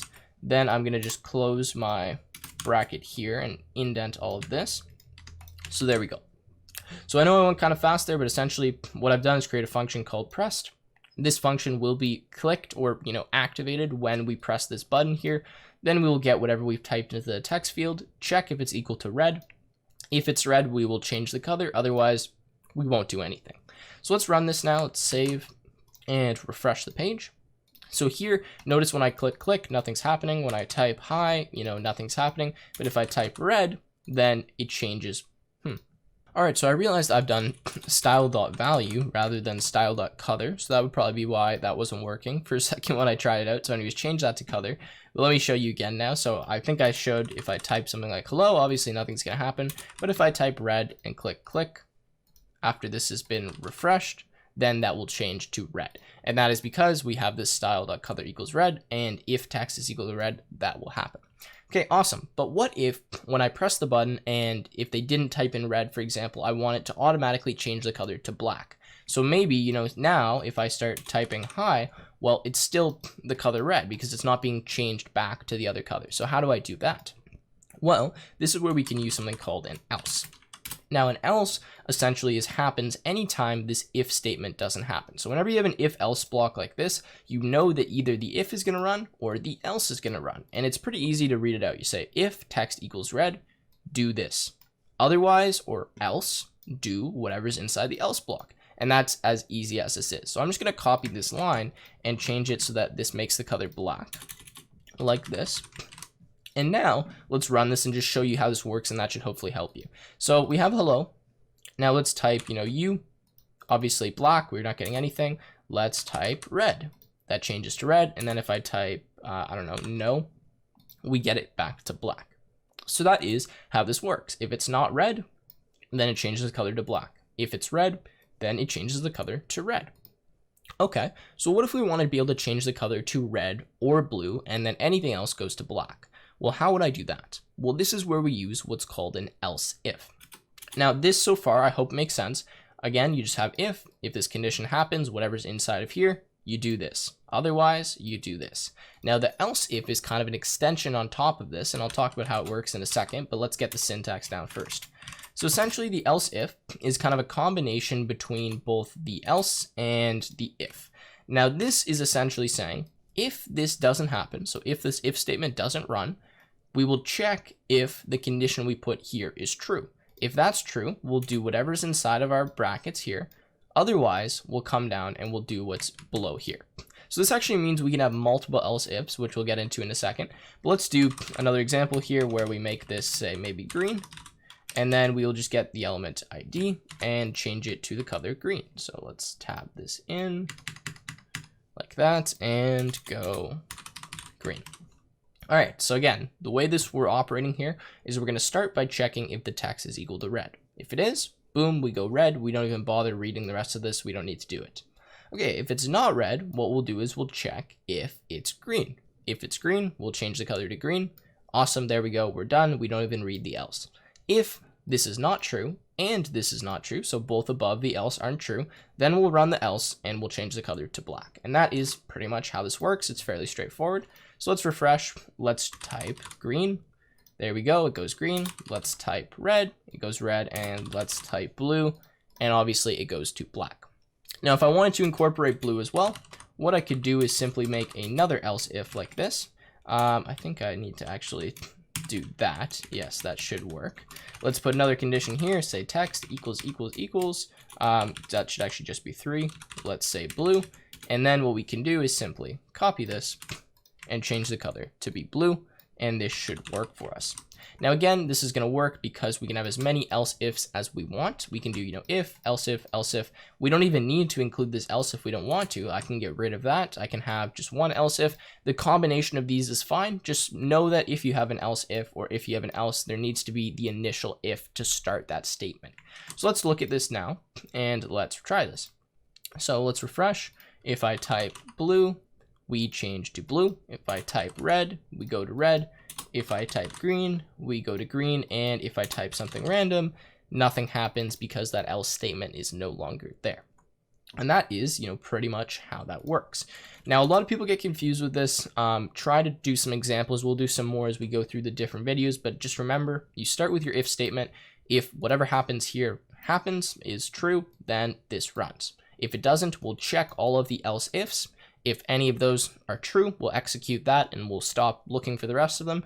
Otherwise, we will do any else statement that is at the bottom. And that else statement will happen no matter what, so long as, the ones above it were false. Now, we can definitely have more than one if statement. Like there's different ways to do this. For example, right now I'm doing else ifs, but what I could actually do is just make all of these ifs, and everything's actually going to operate the same. And the reason that's going to happen is because, well, in theory, none of these conditions will be true at the same time, right? The text can never be equal to green, blue, and red at the same time. But the reason we might not want to do this in some instances is, well, like if it's red, what's the point of checking if it's green, right? So in this case, we have 3 if statements. These are going to happen and they're all going to be checked. Every single one of these if statements, every time we run, this condition will be evaluated and we'll check if this needs to happen. But the thing is, if the statement is red, like if we check the text and it's red, what's the point of even bothering to check these other 2 if statements? Well, that's why we put them in the else if, because we're saying, well, if it's red, there's no chance that this condition will be true. So there's no point in even trying to evaluate it, right? But, we can do 3 ifs like this. I'll show you this works. If I refresh and I go green, that's fine. And the way this is going to work is, we read this if statement, we check it. If it's true, we do it. Then we read this if statement. If it's true, we do it. Like in theory, we could make these true. Like I can make this statement true. And now let me actually show you how this works. If I type in, let's say here, so let's have a look at our code. We have red, true, blue, right? So if I type red, notice that we actually changed to the color green. Now the reason that happened is because this is true, right? So this is always going to run. So we check this, even though it actually changes this to red, it gets changed to blue directly after. But now watch what happens if I type blue. Well, blue is actually run. Well, why is that? Because this happens, we change it to green, and then we change it to blue afterwards, so we get to see the switch statement. Now, the way that I'm going to teach you guys the switch statement is essentially comparing what we've written in the previous video, which is this kind of function that essentially uses some ifs, some else ifs, and some elses, or at least it did in the previous video, to perform the example of allowing us to type in some color and changing the text of, I don't know, say some element on the screen to be that color. So what we're going to do is do this now with a switch statement so you guys can see a little bit of the difference on how it works and hopefully understand it a bit better. So what I'm going to do is scrap all of this code where essentially we had 3 if statements. I'm going to switch this to a switch. Now, the way that a switch statement works is you start by typing the word switch, you put brackets. Inside the brackets, you put an expression or a variable that you're going to be checking. So in this case, text is what we're going to check, right? We're going to see if it's equal to different values. So we're going to put that variable here. Next, we're going to put our curly braces like this. We're going to type the word case, space, colon, then we're going to tab, indent, and hit break and put a semicolon. Now, I know this is like, some of you guys are like, whoa, what is all of this? What's happening? I'm going to go through it, but just bear with me for a second here. So case, what does this mean? Well, essentially inside of a switch statement, we have cases. Now the cases are kind of all of the different things that could happen, that the different branches, the different routes we could go on. So in this instance, we have text, and our first case is going to be if text is equal to red. Now this is case 1. And what this is saying is essentially case red, which means text is equal to red. So if text is equal to red, we're going to do whatever is after this colon and before this break statement. So in this case, we could change the document. So actually, we'll just steal what we have here, and I'll change this a bit. So document.getElementByID .style.color equals red, like that. And we'll have to change this to header. So what this is going to do now is essentially say, okay, the switch, our first case is if it's red. If it's red, we will change the document to be, or change the element to be the color red, and then we can break. And that's what this case does. So let's actually refresh to see if this works. So if I type red, you can see that it changes to red. And if I type something else, if I type blue, obviously we see nothing else is happening. All right, so what's the next thing that we need to do? Well, we need to create some more cases. So what's another case that could happen here? Well, we could have a case that our text is blue, right? That's what it equals to. So we'll break, we'll copy this, and then what we'll do is we'll simply put in here and we'll change the color to be blue. And I think you guys are kind of getting the hang of how this works. Essentially, the switch statement will check these different cases. It will check them in order. If, this text is equal to one of these cases, then the case will run. And then we'll break out of the switch statement and we won't bother looking at any of the other cases that are there. Now there's some more to talk about, but let's try this for now. So here we have red, we have blue, so let's try blue.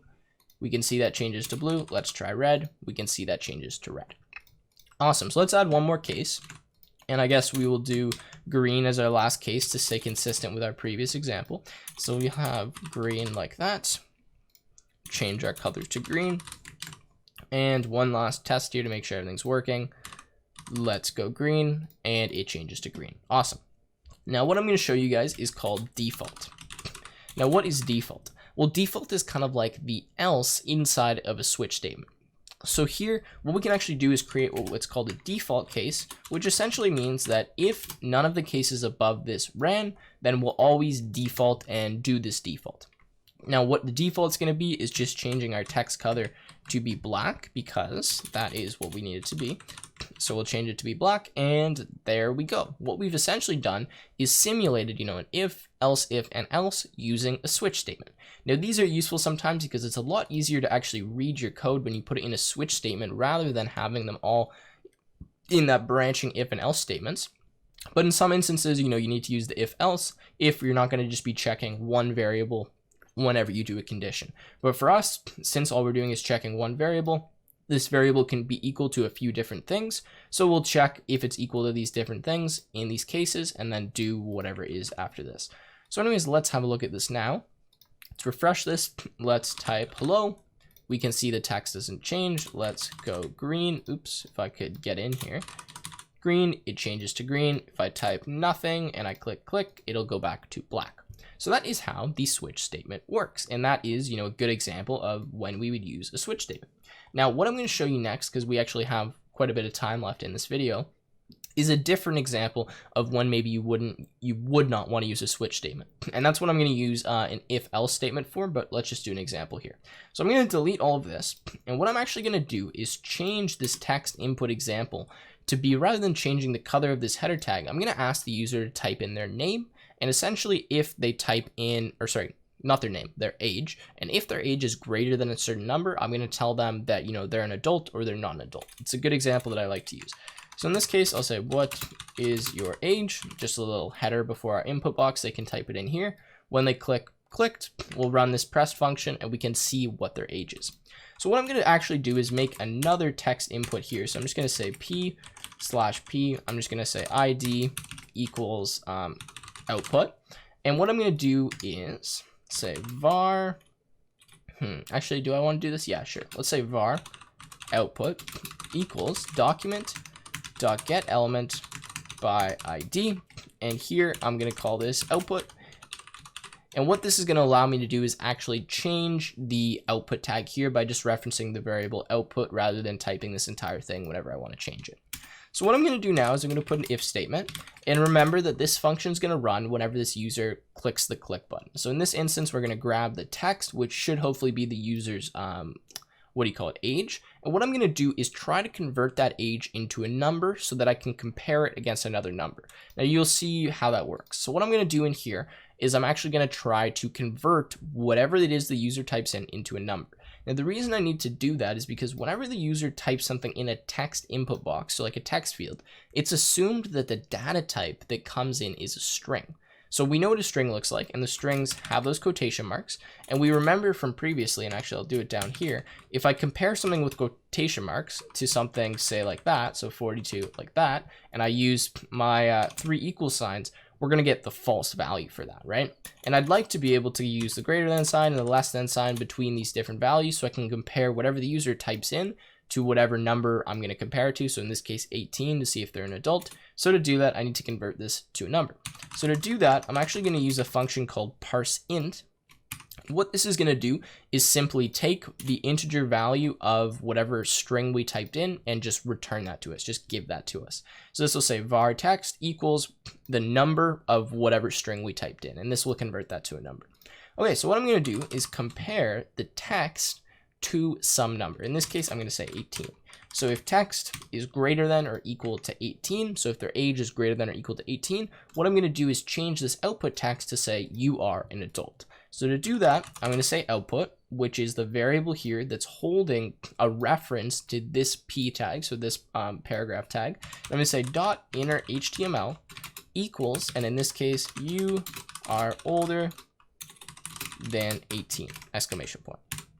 Next, what I'm going to do is essentially say if this is not true, we'll change this output text to say you are not older than 18. And let's run this and see if this works. So refresh, what is your age? Let's say 18. Click, you are older than 18. What if I say 17? You get, you are not older than 18. Now notice that this one is kind of misleading. It says you are older than 18, but you could actually be 18. So what we should do is change this so that we have one that says if you're 18, right? So let's say else if text equals 18. Then what we'll do is, and I got to get rid of that actually and add one here, we'll just simply add this output text and we'll say you are 18, like that. Then we can change this to say greater than 18. And now what we're going to do is check if it's greater than 18. If they are, we'll say you're older. Otherwise, if they are 18, we'll say you're 18. And then finally, else you are not older than 18. So let's run this, refresh. Let's go 17. You're not older than 18. Let's go 18. You are 18. And then 19. You are older than 18. And that is how you use this. Now, the reason you wouldn't use a switch statement for this is because we're checking any values that are greater than 18. We're going to print out and say, well, you're older than 18. But if we use a switch statement, we need to check if it's exactly that value, right? We need to have, the text up top, and then we need to check 18, 19, 20, 21. It doesn't make sense to use a switch statement in that instance. Whereas before, when we were just typing, red, green, blue, that's totally fine, and it makes sense to use a switch statement. But here, since we're checking values, we need to use if, else. So anyways, that has been switch statements, and as well as a kind of a little bit of a more advanced example with if, elif, and else. If you guys are looking to challenge yourself, I will mention to you that you can actually put if statements and whole chaining blocks inside of other if statements and other chaining blocks. So you can kind of go and nest a bunch of statements together. So you guys can try to do something like that. And that's good practice. Actually, if you want to create something like a choose your own adventure game, you can use what I've just showed you to actually do something similar to that. String methods and concatenation of strings. Now, we've dealt with strings a little bit before. I've showed you guys a few things we can do with them, but I just want to show you a few other properties of strings because there is actually a lot, and there's a lot of things that you kind of need to learn to deal with them properly. And that's also something you're going to be doing a lot in JavaScript, is manipulating strings and user input and all of that. So what I want to do is kind of have an example here where we're going to get the user to type something, and we're going to modify the string they type in and just print it out and show you what it looks like. So to do this, we're going to say, I probably should have kept this from the last time, var text equals, in this case, I guess we'll say document dot get element by ID dot, what was it, value? I think it was value. Okay, so let's change this now to be IMP for input. And what I'm going to do is simply just console.log, or actually we'll put that value in this output tag. So what we'll say is output dot innerHTML equals, and in this case, text. Now let's just look at this example quickly to see how this works. I'm also going to talk about this page in a second. So let's refresh this. Let's type hello. And then we can see, obviously, it shows up down below. Now, this is where I'm grabbing some of these string methods from. This just has a nice list of them. I'll try to leave a link to it, but remind me if I forget, which is likely. So there's methods like starts with, substring, to local lowercase, to string, to lowercase, to uppercase, trim. I'm not going to go through all of them, but I'll show you what some of them do and why we might even actually want to use them. So the easiest one to illustrate is to uppercase.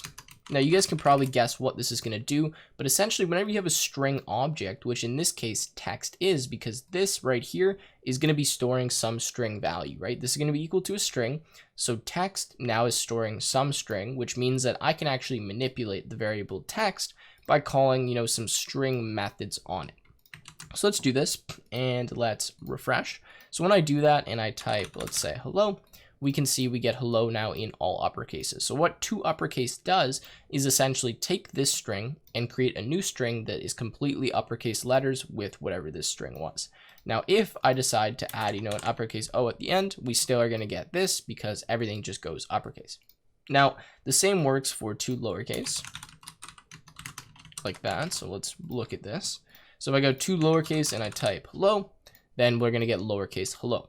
So this is often useful, especially when you're asking maybe a question or something that could be right or wrong, because you don't know if someone's going to type in the answer with uppercases or with lowercases. Or maybe, say they're going to type in the answer to a question, like maybe the answer is blue, and they type blue with a capital B.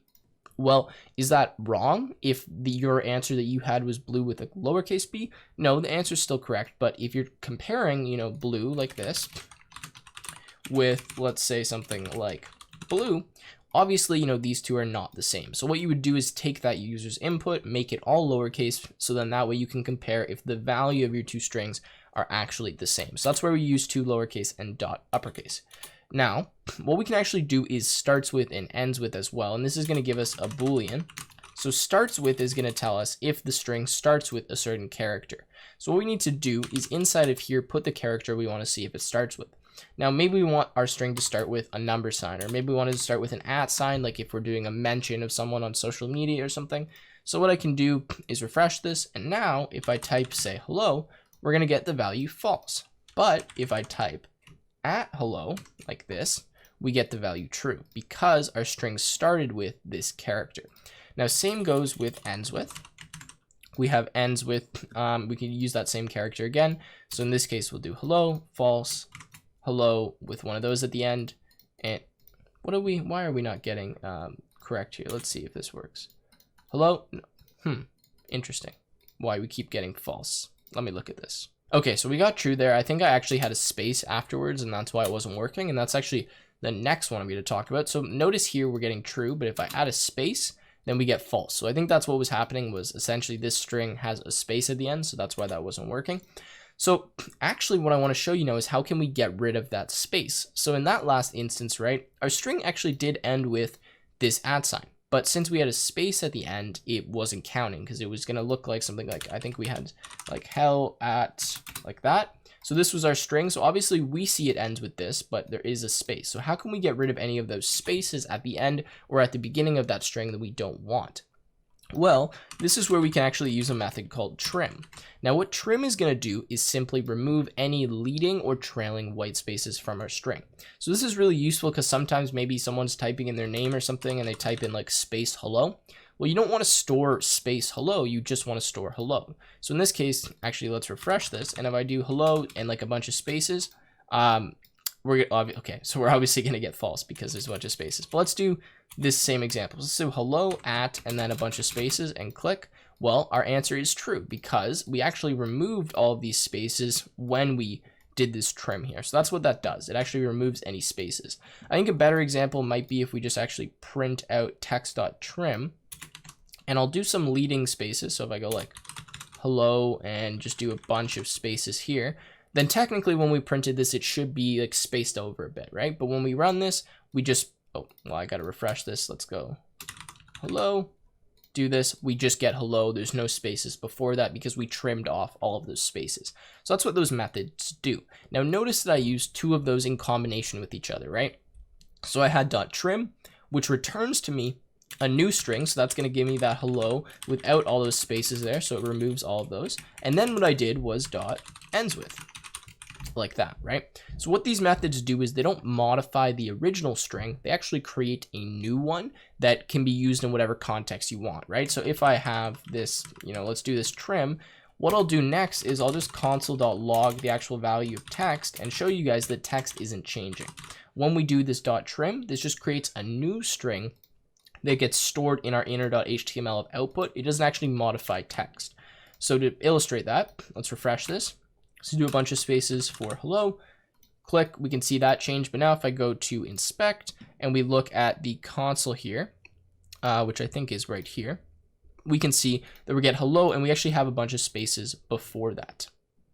Now I realize that sometimes it's hard to see the actual spaces. So I'm going to show you another property that we have of strings called length. Now what this does is it's different than a method, which are what these are that we've been calling with these dot and then these brackets. It actually tells you how long the string is, which is kind of useful. So in this case, let's refresh this. Let's go bunch of spaces, hello, click. And in this case, obviously we know that the string is only of length, I believe 6, but here we're getting length 23. And that's because we've added a bunch of those spaces beforehand. So it's printing out that length to us. Now this length property is really useful because sometimes, like say you have a password you want to check. Well, that password has to be of length at least 250 or something like that, right?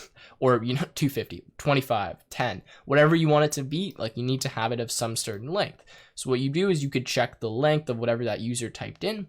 say, okay, is it greater than 8? Is it greater than 9? Does it contain an @ sign? Does it start with a capital? Whatever, any of those. You can check all that, and if that's true, you could say, okay, this is a valid password. You can say, okay, no, that's not a valid password.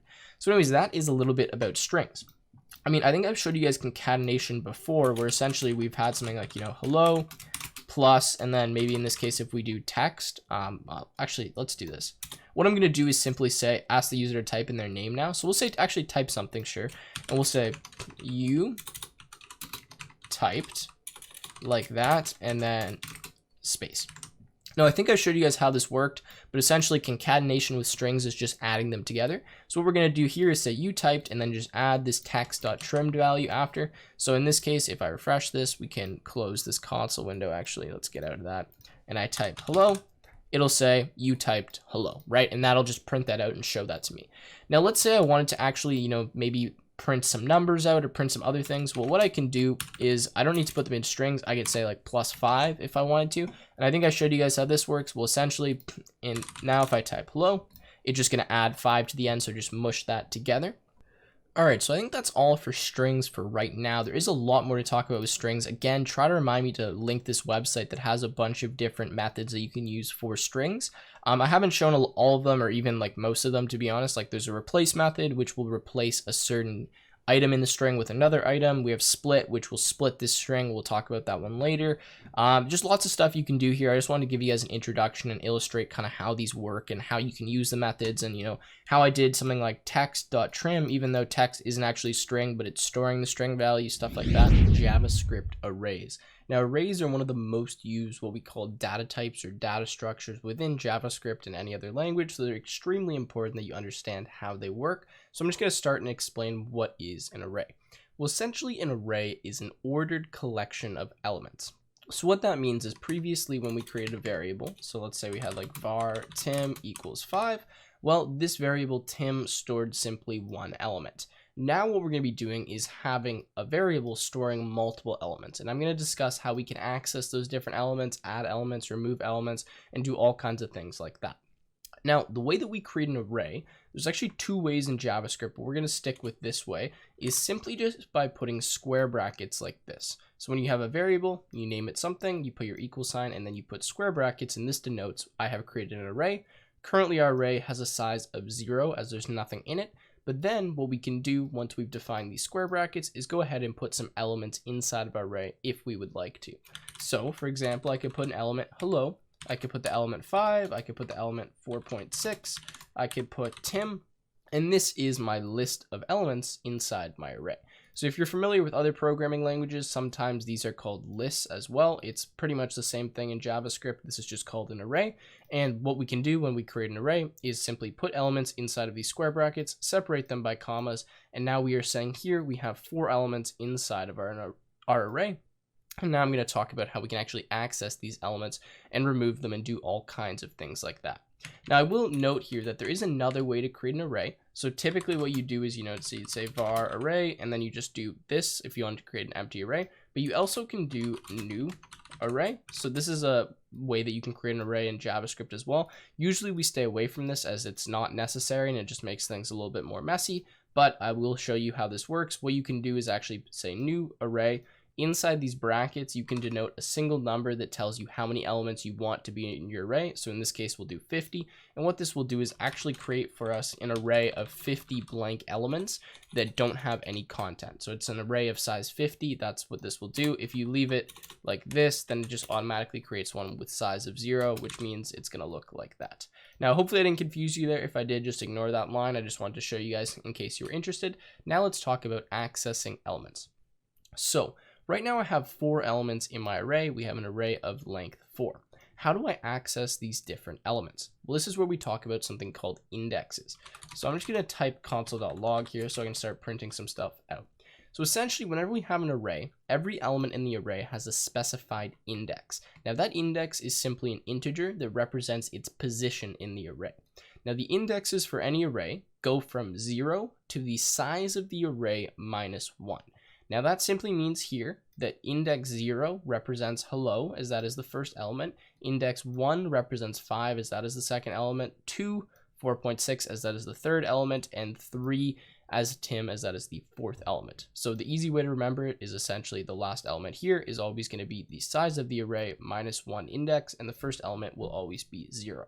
So let me show you how we actually index things. So what I can do is simply put the name of my array, which is Tim, square brackets to the right of it, and the index inside of here, and this will actually access this specific element in the array for me.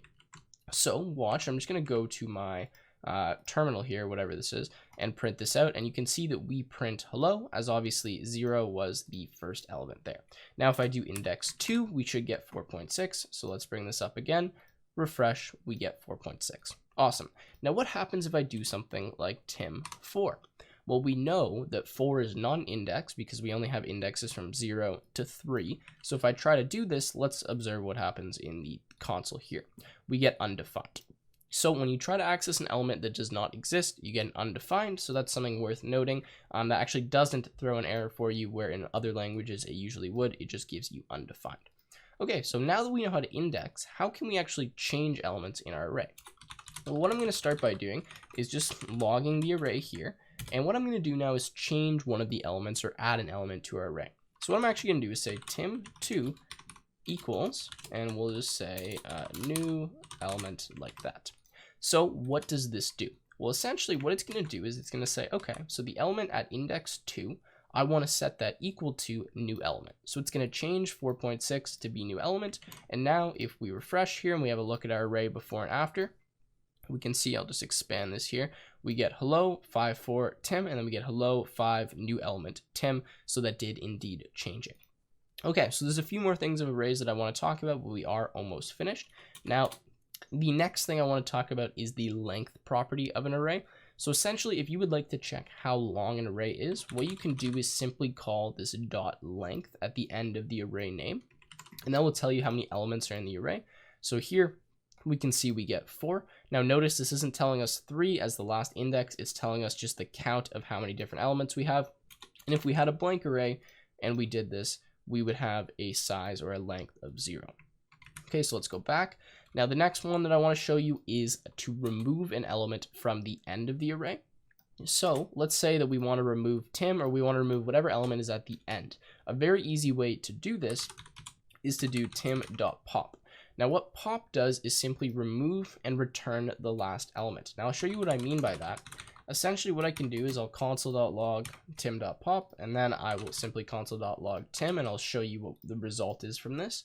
You can see we get Tim here, and then we get the list, the array, but we are missing Tim at the end. So what this pop actually does is remove and returns the last element to inside of this log statement where we print it out. Then obviously now Tim does no longer have this last element, so we will print out the 3 elements here. Now the other one that we can use is called push. Now what push does, and this doesn't return anything, so we'll just type it out here, is add an element to the end of the array. So rather than removing one, it adds it. So to push something to the end of the array, we could do, let's push new element like that. Let's console log and have a look at this. And we can see now we have 5 elements in our array, and we get new element at the end. So that is what push does. Now I think there's a few more methods we'll go through quickly. There's another one called shift. Now what shift does is simply remove the first element from the array. So let's look at this one. So if I do shift, you can see we remove hello, and we have 5, 4.6, and Tim. Now I'm just gonna have a look, but I think that is pretty much it. I'll show you one more. This one is simply to sort the array, and it is sort like that. So tim.sort. So what I can do is refresh this, and now we can see that we'll actually sort the numbers first, and then we will sort the strings. Now, if you want to learn more about how this sort method works with different objects, you can look that up on your own time, but essentially it's going to sort, your strings alphabetically, your numbers by size, and that is pretty much all there is to it. So I think with that is pretty much arrays. I'll show you one last thing just in case anyone's curious. If you do decide to do something like tim7 equals 5, actually let's just do 8, and notice that I don't have an index 7 in this array. What will happen is it will fill all the indexes up to 7 with empty elements, and then fill index 7 with 8. So I'll just show you what that looks like so you guys get an idea. So you can see here we have hello 5, 4.6 Tim. So Tim was index 3. Here this is index 7. So we have 3 empty indexes before that, just so that we can actually add this at the correct index. Just be aware if you do decide to do something like this, if it's an index that's out of the range of this array, so it's not in the length of the array, then what you're going to end up getting is a bunch of empty spaces before this element that you add, while loops. Now, this is our first time touching on loops, so I will discuss them kind of more in depth, and then when we move into the for loops, hopefully you should have an idea how those work. But what is a while loop? Well, essentially a while loop is a loop that will run while a condition is true. And what is a loop? Well, that is just the same thing executing multiple times. Now, this is great because a lot of times in programming, we want to do something multiple times. In fact, sometimes we actually don't know how many times we want to execute something. Maybe we want to execute the same block of code, 20,000 times, or maybe we want to execute it 5 times, or maybe we want to execute it for, a set amount that is going to be defined by the user or something like that. Now, rather than having to type this code out hundreds of different times, what we would do is use a loop because it's going to be the same thing. We're going to run it X amount of times. If we know how many times we're going to run it, we can just use a loop and that will happen for us. Now, I know you guys are confused, but I will show you. So essentially what a while loop syntax looks like is while, brackets, and then these squiggly brackets. Now, inside of these regular brackets here, we put a condition. Now, we already talked about conditions, but essentially a condition is anything that evaluates to true or false. So what I'm actually going to do up here is create a variable. I'm going to make it called I, and I'm going to set it equal to 0. And what I'm going to do as my condition is I'm going to say while I is less than 10. Now, what this means is we will continue to run whatever code is inside this while loop as long as this condition inside of here is true. So as long as I, the variable I, is less than the value 10, we will do whatever is in here. Now, to keep it basic, what I'm going to do in here is simply just console.log, and I will console.log actually the value of I. And what I'm going to do here at the bottom is actually add to I and add 1 each time. So I forget if I've talked about what this plus plus does, but all this does is add 1 to the variable I. So what's going to happen is in this while loop, we're going to loop while I is less than 10. So on our first loop, we will print 0 as I is 0. We'll add 1 to I. Well, now I is 1. Is that less than 10? Yes, it is. So we'll print 1. We'll add 1 to I, it'll be 2, and I think you guys get the point what's going to happen here, but I will show you in our console here. So let's refresh this. Oops, I need to open tutorial 11, like that. Your file was not found. Oh, it's because I spelt tutorials wrong. Let's try that. There we go. Okay, so now you can see we get 0 through 9 printing out to the console, and why did it not print 10? Well, because on our loop, when I equals 9, so let's just say I equals 9, like this, what happens is we print 9, we add 1 to 9, which is 10. 10 is not less than 10, so we do not end up printing out the value of 10. And that is the basics as to how a while loop works. Now, obviously, you can put different kinds of conditions in here. They don't need to be dealing with counters or with I. And this is what we call a counter, as we're simply adding 1 to the variable each time and getting up to 10 and doing this, I is less than 10 times. But yeah, that is the basics for a while loop. Now, we can use other kind of conditions inside of the while loop as well, and we actually don't need to do something like this. There's a few different ways we can actually end the while loop. So if I decide to do something like while true, well, what I've done right now is created an infinite loop. And the reason this is infinite is because, well, true is never false. So this loop will run infinitely. But sometimes the condition you want up here needs to be true. It needs to always be true. So how can you eventually break out of your loop? Well, to break out of your loop, you can actually use the keyword break. Now, what I'm going to do in here is actually set up kind of a strange thing, but I'm going to say if I is equal to 10, actually, let's make it 5. Then what I'm going to do is simply break. Now, what this keyword break does simply breaks out or exits at the current point. So wherever this word is found, whatever loop it's inside. So since it's inside of this while loop, we say if I is equal to 5, we will break whatever loop we are inside of, which means exit the loop, stop running, and get out of it. Now, I'll actually show you, and I'll console.log break like that, so you can see exactly when we exit this loop. So what ends up happening is we'll print I, and then we'll print break once we exit the loop. So let's have a look at this here. Refresh, we get 0, 1, 2, 3, 4, and then break. So that is exactly how this keyword works. Now, it's important that whenever you're designing a while loop, you either have this condition so you know that it will eventually be false and you can break out of it, or you have a break keyword somewhere in here and you know that you will eventually reach that break keyword, because otherwise you're just going to have an infinite loop. And I'll show you what happens when you have an infinite loop, as it's not fun to usually deal with. you can see that it's just printing tons of different values, and it's, you know, eventually it's going to crash just because it's doing so much, and you can see the page is just loading, and just, you don't, you know, want to deal with that. So okay, so now that we've shown the basics of a while loop, I'm going to show you how we can actually loop through a array using a while loop, as that's kind of one of the most common things that we end up doing, or how we could like add to a number or something like that. I'll just show you a few different examples so you guys get an idea. So I'm just going to create an array. I'm going to say var arr equals, and in this case, we'll just do like Tim, Joe, and Bill. And I'm going to show you how we can loop through this array.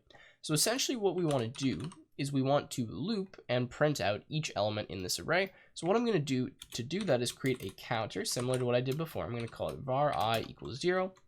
I'm going to say while I is less than, in this case, the length of the array. Now the reason this works, and we'll see it in a second, actually I need to do this, we'll just say console.log arr I plus plus. Now what is this doing? What did I just do?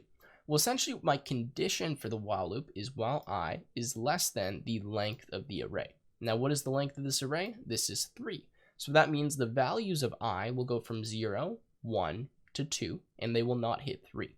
So what will end up happening here is when I is 0, we will print Tim, as that is array at index 0. Then we will print Joe, then we will print Bill, as I will have 1 added to it every time. So this is a good example of how we can loop through these different elements, because we can actually use a variable, which we're doing here, as the index to access an element in our array. So let's print this out and see what we're getting. We get Tim, Joe, and Bill. And that is exactly how this works. Now, what I'm actually going to do is show you how we could construct an array using a very similar thing. Let's say we have an array, and what we want to do is add all of the elements from 0 to, say, 100 into the array. So the numbers 0 to 100, we want to add those in. Well, how would I do that? What I can do is I'm actually going to change this line, and I'm going to change this one here. I'm going to set my condition to say while I is less than 101, or I could set it equal to is less than or equal to 100. These pretty much will do the same thing for I. I'm going to leave it at this one for now, but I just wanted to show you could do that. And now what I'm going to say is array.push, and here I'm going to push I. Now what this is going to do is add to the end of the array the value I every time this loops. And how many times is this going to loop? Well, I hope you would all say 100, as I gets 1 added to it each loop, and this happens while I is less than 100. So I will simply print out this array after so we can have a look at it. And let's do this. And you can see we get our array that goes from 0 to, and it would be 100, although it is cutting off here. You can see it goes to 100. So there you go. That is how you create an array. Okay, so now I'm going to talk about what's called a do while loop. Now these are useful sometimes when you don't know if the while loop is going to run immediately or not. Now let me just explain a little bit why we would even use one of these. Now, right now, if I do while condition, and I've just created a variable up at the top called condition, or COND, which stands for condition, and I do, you know, console.log run. When I execute the program, this is not going to happen. This loop will never run. The reason is because the condition is false. But sometimes what we want to happen is we want to run this while loop at least once and then continue to run it while this condition is true. So we actually don't care what the condition is for the first loop, but after then we do. But right now, the way that we have this will never run console.log because this condition is false. So is there any way that we can run the loop once for sure and then see afterwards if we want to continue running? Yes, there is. That's called a do while loop. Now, the basic syntax for a do while loop is simply to put do like that and then put while afterwards with a condition. Now we're going to put the same condition we had before, which is condition, except in the do here, we put exactly what we want to do while this condition is true. So what I'm going to do is say console.log, and in this case, we'll just say run like that, do a little exclamation point. Now what's going to happen here is regardless of if the condition is true or not, this will run once. After that, we will get down to this while loop. We'll see if the condition is true, and if it is, we'll run this again. So based on that logic, this should run one time. So let's refresh this. We get run. Now, if we had changed this to be true, or we had the condition being something else, then this could continue to run multiple times, but I just wanted to illustrate how that works. You can have this do, so you know this will happen at least once, and then continue to loop in the while loop afterwards, assuming that this condition is true. For loops. Now, for loops are the most common type of loops, and I would say almost one of the most common types of expressions that you will see in code. They're responsible for millions upon millions of different tasks. They're fundamental, so you really need to make sure you understand them before moving forward into some more complex topics in the language. So what is a for loop? Well, a for loop is used when you want to loop a defined amount of times, or you know how many times you want to loop. So in the previous video, we talked about while loops, where we looped based on a condition. Now, that condition could change at any point in time. The user could change it. It could change from different areas of the code. And essentially, we don't know how many times we're looping with that condition because it's just whether that condition is true or whether it's false. Whereas here in our for loop, we actually usually know exactly how many times we're going to be going through the loop. And I'm going to talk about that now and show you how this works. So the basic syntax for a for loop is for. You're going to define a variable in here, and I'm just going to type it out and then we'll talk about it later. We're going to put a condition here, and we're going to put an increment step here. Now, I just want to show you guys how this works, and then I'll explain the entire thing. So just maybe you can use some intuition and get an idea of what I'm doing here. But I've just done a for loop. I've said var I equals 0, I is less than 10, I plus plus, console.log I. I know this is confusing, but let's have a look at this here. What we get, 0 through 9 printed out to the screen. Okay, so what the heck did I do, and how does this work? Well, the first step of a for loop is to define a variable. In this case, I'm going to call it I. You can call it whatever you want and set it equal to an initial value. This initial value is going to be the value that you start looping at. Next, we type a condition. Now, this condition is the condition that will be used to run the for loop. It must involve the variable here that you used, so I have to use I here.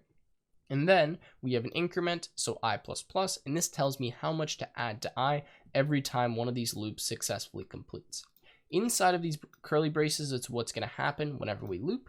We could, of course, do multiple things in here, like console.log Tim, right? And then if we go here and we refresh, we can get Tim every other time after all these words. But that is the basics to how this works. Now, what I can do is manipulate these numbers so that I can loop a different amount of times or through different numbers. So for example, rather than adding 1 each time, I could add 2. So this is how much you're adding to I every loop. And now watch what happens when I have my numbers. I go from 0 to 8, but not to 10 because obviously I was less than 10. I could start at a different value. I could start at value 5. So now we will get 5, 7, 9 printing out because we went 5 and then we added 2 each time. And that is how a for loop works. So you just start at some value, you're less than some value, and then you have I plus equals, whatever. Now in here, we can do all kinds of different things. I can also break out of this loop if I want. So I could say something like if I equals 7, I could break.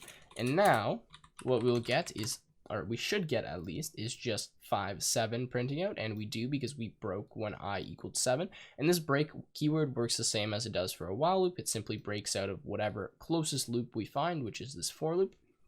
And yeah, so now what I'm going to do is show you guys an example of how we can loop through an array in here and actually see if a specific value exists in the array. So what I'm actually going to do is I'm going to create a function. And what I want this function to do is to look in an array for a certain value and return whether we found that value or not. So this will be a little bit of review from functions in case we forgot about them before. So I'm going to say function find in array like this, and I'm going to say ARR, which stands for my array, and I'm going to say value, which stands for what we're looking for. Now what I'm going to do is write some piece of code that's going to look through the array and tell me if a value exists in it. So what I'm going to do is use a for loop actually, and you guys will see how this works here. I'm going to say for int I equals 0, or sorry, not int I, I'm coding in Java right now. We'll say var I equals 0. We'll say I is less than ARR dot length, and remember ARR is going to be an array, and then we'll say I plus plus. Now what I'm going to do in here is I'm going to say if ARR I equals value, return true, like that, okay? If I could spell true correctly. And at the end of this loop, I'm going to return false, and we're going to run through how this works. Okay, so what have I done here? Well, I've essentially created a for loop that's going to look through every element in the array that I pass in, because it's going to go from 0 to whatever the length of the array is, and we're going to check some value every time inside of this loop. So what I'm going to do is say if the value at array, whatever index I'm at, is equal to the value we're looking for, return true, because that means we found the value, so we can simply return true. And by doing this, that will automatically break out of this for loop, so we won't continue to loop anymore. We'll just return to wherever we were called from. Now, let's say we loop through all the elements in the array and we don't find the element. Well, we'll step out of that loop, we'll start moving down, we'll read this return false, and then we'll simply return false, because that means we did not find the element we were looking for. So let's actually call this function and see if this works. So what I'm going to do is I'm going to say var arr equals, and in this case we'll say 1, 2, 5, 6, 7. Maybe we'll throw a Tim in there. We could throw a true. Why not? Now what I'm going to do is simply say console.log, and we'll do the name of the function here. So find an array, and then what I'm going to do is pass the array. And what is the value that I want to look for? Well, actually, let's look if 5 exists in the array. So the output here should be a true, or it should be a false. And let's have a look at our console here. We refresh, we get true, as we did find 5 in the array. Now, what if I do Tim3? Is that in the array? Well, let's look here. No, we get the value false. So that's just a very basic example of what you can do with a for loop. It's very powerful. You can do lots of different things. Now, I will show you some embedded for loops, and then I'm going to talk about for of, either in this video or the next one. But let's leave that function up here for now. And what I want to do is I actually want to make another function, and I'm going to call it n squared. Let's like this, okay? N squared. Now in here, what I'm going to do is take some value n, and what I want this function to do is print out the value n, but squared. So whatever n is, I want to print out that like amount of times squared. Now, I know this is confusing, but you guys will understand what I mean in a second. So what I'm going to do is I'm going to set up a for loop. And inside here, I'm actually going to say var I equals 0, I is less than, and in this case, n. And then we'll say I plus plus. Now what I'm going to do in here is make another loop, and I'm going to say for var j equals 0, and I'm going to say, in this case we'll say j is less than n, and then j plus plus. And then what I'm going to do in here is say console.log, and we'll simply print, I don't know, we'll just print run. Okay, so what I wanted this to do was simply have something printing out to the screen n squared amount of times. Now, how do we do that? So this is n. We want to print some value n squared amount of times. Well, what I could have done is the exponent. So I could have done n and then to the exponent 2, which I think I showed in previous videos how to do. But I want to explain why this will actually print the value run n squared amount of times. And for those of you that are unfamiliar, n squared is simply n times n, right? So it's n times n 2 times, which is that. Okay. So how does this work? Well, we have this first for loop that runs from I equals 0 to n, which means it's going to run actually n times. I know people are like, well, why do you have it less than n? Well, because since we start at 0, we go up to n, but don't include n. So that will actually be n amount of times that we will loop. And then inside of this for loop, we have another for loop that starts j equals 0 and goes j less than n, which means this is going to run n times. So if this is running n times, and this is running n times, and this runs every time one of these runs, well, this actually gives us the value of n squared. Because what's going to happen is this is going to be on loop 0. This is going to run already n times, right? Then this is going to be on n, I equals 1. So now we're going to have n plus n, and then plus n, and then plus n, and we're going to keep doing that n times, right? And that's how many times this is going to loop. Now, if you're confused by this, just ignore it. It's not that big of a deal, but I just wanted to show you guys some different things that we could use. So now what I'm going to do is n squared. I'm just going to put 5 in there. Now, you guys should know that that value is 25. So 5 times 5. Let's refresh this. You can see that it printed 25 or run 25 times. Now, if I put a value like 3 in here, obviously we should get 9. And you can see we're getting 9 there. So these are my kind of 2 examples with for loops. I'm actually going to stick the stay with the for of loops for the next video, so we'll talk about those there. But hopefully this gives you an idea how you can use for loops. Again, you have a variable, you can start it wherever you want. You have a condition, this is what you're going to loop until, and then you have an increment, so what you're adding to this counter variable here. You can obviously put for loops inside of for loops if you want to. That's what we've done here. And a really great way to loop through elements is to use a for loop. And if you want to check if something exists, then you could do something like this, check it against a value, and put it in a function and return true, all of that fun stuff. For each loops or for of loops. Now essentially this is a way to iterate by element or by item rather than by index. Now if you don't know what that means, that's totally fine. I'm just going to start with a very basic example showing how we iterated through a array in the previous videos. So in the last video we did something like var arr equals, and then we had an array, and maybe we had something like Tim, Joe, and Bill. And when we wanted to print out all of the elements in this array, well, what did we do? We made a for loop and we said for var I equals 0, I is less than arr.length. And then we said I++, and then what we did here is we simply console.log arr at index I. Now we know that works, we showed that in the previous video, but is there an easier way to do this? Because essentially the only reason we have this I counter here is so that we can access the elements of the array, right, by going up one index each time. Well, if I don't care about this counter variable I don't really care if it's 1, I don't care if it's 2, I just want to get the elements. There is actually a better and easier way to do this, and that is called a for of loop.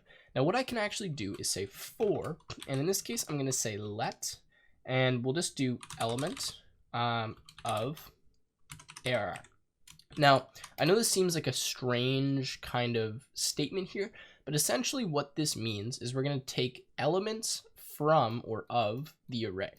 Now what this is going to do is loop through each element in our array, and every loop make this variable element equal to that element. Now I know this is confusing because I've used the word element, but let me just illustrate to you what this does. So I'm just going to comment out this like that, and we'll leave this one here, and let's just go to our console and have a look here. And you see we get Tim, Joe, and Bill. Now what happens here is in our first loop, we set the element variable element equal to Tim.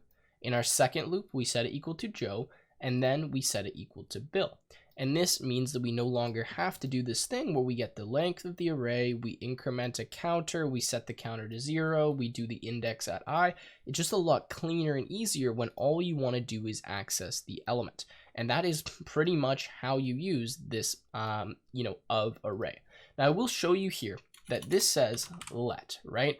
But we can make this nothing. So if we make this nothing, that's fine. We can do that. But the reason we might want to specify, for example, like const or let here or var is whether we're going to change this value or not. And I want to show you how this works. So I'm going to say let element of arr.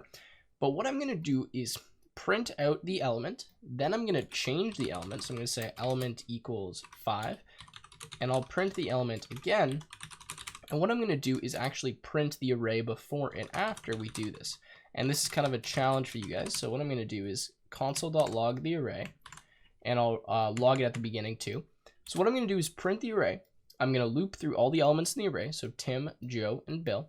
I'm going to start by printing out that element. Then what I'm going to do is change the element. So I'm going to change it to 5.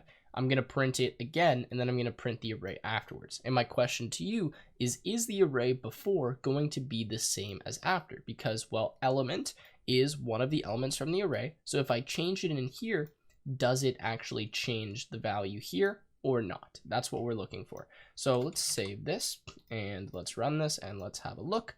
And no, it does not. It does not change. So we get Tim, 5, Joe, 5, Bill, 5, and we can see the array is the same as before. Now, the reason this happened is because we defined a new variable which actually stored this specific object inside of it. And then when we change that, all we're doing is changing the variable element. We're not actually changing the original list. Now that's worth noting. That's very important. So make sure you understand that concept, because now I'm going to do the same thing, except not with a for of loop. I'm going to do it with this regular for loop and show you. So let's get rid of all of this. And remember, it's just let or const or whatever you want, element of arr If you don't think you're going to be changing this element here, so whatever this is, you can make this a const, and that simply means that you can't change it or it won't change. Doesn't really matter. That's for more advanced use. Typically, you're not going to have to deal with that. But anyways, let's do another example now. So keep in mind what I just showed you while we do this. Now, what I'm going to do is print ARI. Okay, but now what I'm going to do is change this element to equal to 5 and then print it again. So I'm essentially doing the same thing I did in the other loop, except we're just using a different way of looping through the elements. And then what I'm going to do is print ARR, and I'll print it beforehand like this. So this code is almost identical to what I just had below, except rather than iterating by element, which is what we were doing before when we did of array, we're iterating by index, right? So we're using the indexes of the array to access the elements. So what happens now if I change ARRI to 5? Does that actually change this array, or does it just change some local variable inside of this for loop? Well, hopefully you guys know the answer to this, but let's just run it and have a look here. And notice that the array after has changed to all 5s. It's not the same as the array before. Now, the reason for this is we are not storing these values in a variable when we're accessing them and changing them. We're actually getting them directly from the array. So if I say something like, array 2 equals 5, well, that's obviously going to change the actual array, right? We're not just going to change a temporary variable that we've had inside the loop like we did below. So that's very important. That's worth noting. And, based on what you're going to be doing, if you're going to be manipulating the array, you may want to do it like this, right? You can't loop through the elements of the array if you're going to be manipulating it, because you don't have access to actually change the values, right? Now, that is pretty much it for the for of. I will show you that you can do it through strings as well. So if I say like var x equals hello, what I can actually do is say for, and we'll say letter of x, and then what I can do is just say console.log letter like that. Let's have a look here. So there we go, we get hello, printing it out like that. So just showing that you can actually iterate through a string. I believe you can also index a string, so we'll do an example with that in case I hadn't shown it before. So we'll say var I equals 0, I is less than, and in this case x dot length, I plus plus. I think we need to not have a space there, and then console.log x at I. Let's see what we get here. When we run it, we get the exact same thing. Yeah, so you can actually iterate through a string. A string is iterable. And by the way, I know I've said this word iterating. That simply means looping through, or, looping through all the elements, right? Sets. Now, sets are another data type in JavaScript. I've left them until now because they are a little bit more advanced, and I'd want to show the difference between sets and arrays. Now, what is a set? Well, essentially, a set is an unordered collection of unique elements. Now, collection, just like array, means it holds multiple elements. Unordered means we don't keep track of the order of the elements, although we kind of do, and I'll talk about that in a second. And then unique means that no elements can exist more than once. So recall when we created an array, so I said like var arr equals, and then we made an array and we did something like, 2, 3, 4, whatever, right?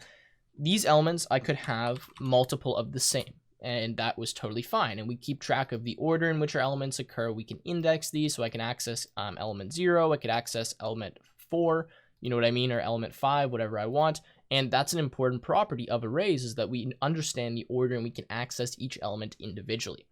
Now, sets are a little bit different. So what I'm going to do is just call this underscore set, because set is a keyword.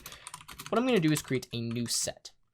Now, with a set, we cannot actually index elements directly. All we can do is see if elements exist in the set. We can delete elements and we can add elements from the set. There's a few other operations which I'll talk about, but there's no way to look at every individual element in the set and see, like index 0, index 1. There's no way to do that with the sets unless you do some special stuff, which isn't really that important. So anyways, that is kind of what a set is. And I'm going to show you, because I know some of you guys are confused. It is hard to kind of explain this. So what I'm going to do is add a few elements to my set. Now, I'm actually allowed to chain these add methods together like this. It's just a property of the set. This works because when this add method is called, it actually just returns the original set, which allows me to just do this chain. If you don't understand that, that's fine. But if I want to add elements, what I can do is do something like set.add. So now I have 3, I can add 5. I could add the element 7, and now what I'm going to do is actually add the same element 3 again because I want to show you what this set looks like. So keep in mind that a set is an unordered collection of unique elements. Now try to remember, like based off that definition, what are we going to get when I print out this set? Let's have a look at it here. Let's refresh.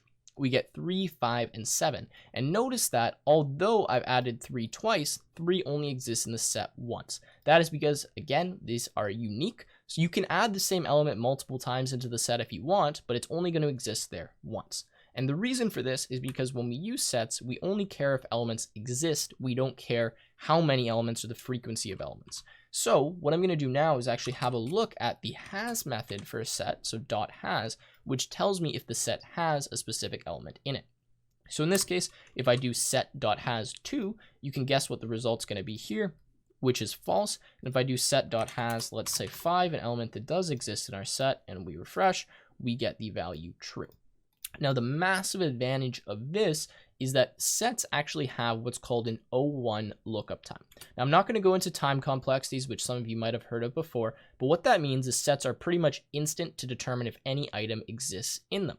Now, you might be like, okay, well, that's the same as arrays, right? Well, let me explain to you how we look up items in arrays versus sets and the difference between the two, because you do need to understand this so you can understand when you would even want to use a set. So if we have an array, and I'll put the same elements in it, so 3, 5, 7, if I want to look to see if some element exists in the set, let's say the element, -5 or something like that, or sorry, not the set, in the array. What I need to do is I need to actually look through every single element in my array and check if those elements are equal to what I'm looking for.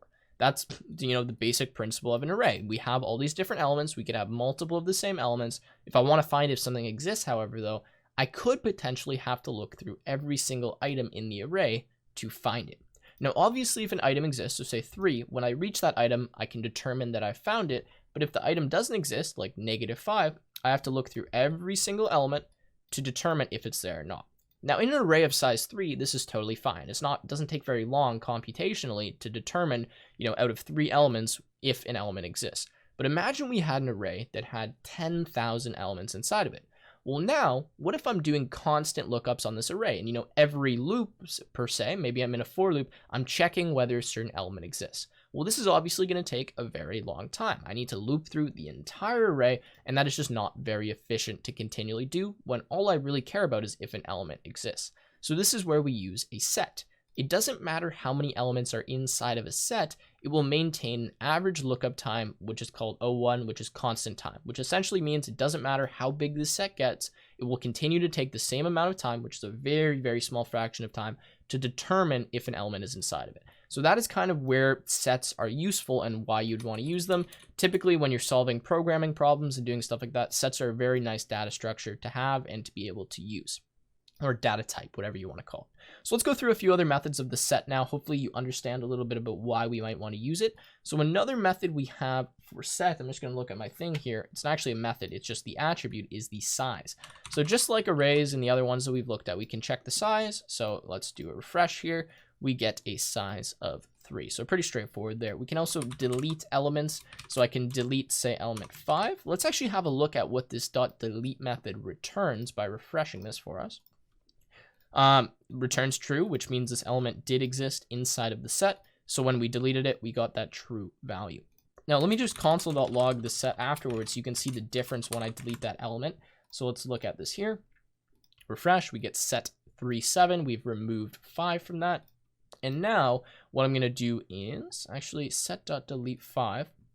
Let's see what happens when we delete an element that doesn't exist in the set. So let's try delete 5 again.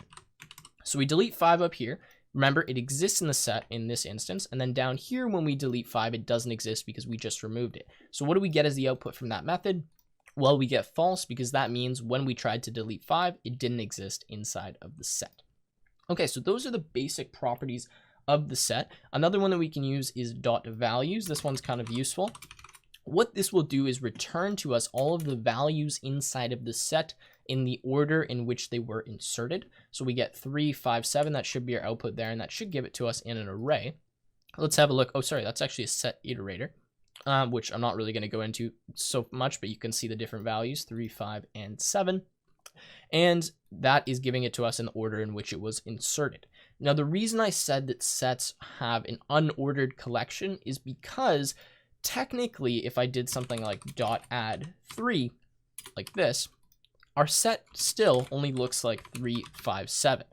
Even though I've added 3 at the end and I've added 3 at the beginning and at the second position, we only have 3, 5, 7. So although this does keep track of the order in which it's seen elements, it keeps track of the order in which it saw the first element that was inserted into the set. If you're confused by that, it's fine. You don't really have to worry about that too much. I just want to explain why I said unordered, yet some of you might consider this to be an ordered collection. Okay, so now let me just show you using a for loop to iterate through all of the elements in a set. So this is pretty straightforward.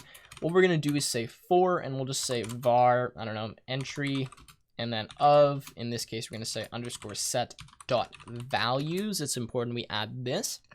And this is going to give us what's called an iterator object, which will actually allow us to just look through the different values. So now we can just console.log in here, I guess, oops, and console.log entry. So let's have a look at this. If we refresh, we get 3, 5, 7. That is how we iterate through the different values of a set. Okay, so I've just cleared some of this code, and what I'm going to do now is talk about the set constructor, which is something I kind of skimmed over at the beginning. So obviously to create a new set, what we've done is just typed new set, but what we can do is actually give some arguments to what we call the set constructor, which is this aspect right here, that will create a new set for us. Now, what I can do is actually fill in some things in here. I can actually put what's called an iterable object. So for our purposes, that's going to be an array or a string for right now, and it will create a set using those items. So if I decide to do an array maybe that looks something like this, well, let's just have a look at this when I create this set. So console.log set1, let's have a look at what this is, refresh, we get set for 1, 3, 4, 5. So it's taken all these elements, converted them into a set, and that is what we get. Now I can also put a string in here, so I can do something like hello, and if we have a look at set1, again, remember I changed the name there, we get HELO. Again, what we've done is we've separated all of the letters, added them all into the set. Since L existed twice, we only get it once because that is the property of a set. Now, in terms of some other set operations, there is set operations like union, difference, and those kind of things in other languages, but I could be incorrect as I'm just learning JavaScript, but I've tried to use, for example, the union method, and this does not work. I believe you actually have to implement these methods manually, which is not that difficult, where union simply means, for anyone confused, combine two sets together. That's what union means, but I don't think they actually have a built-in method for that, which is kind of annoying, but that's fine, we can deal with it. Now, I will show you one cool method that the sets do have, but it's going to involve me creating a function first, so let's do that. So let's say function test like this, and all we're going to do is actually, let's put an X in here, is just say console.log X.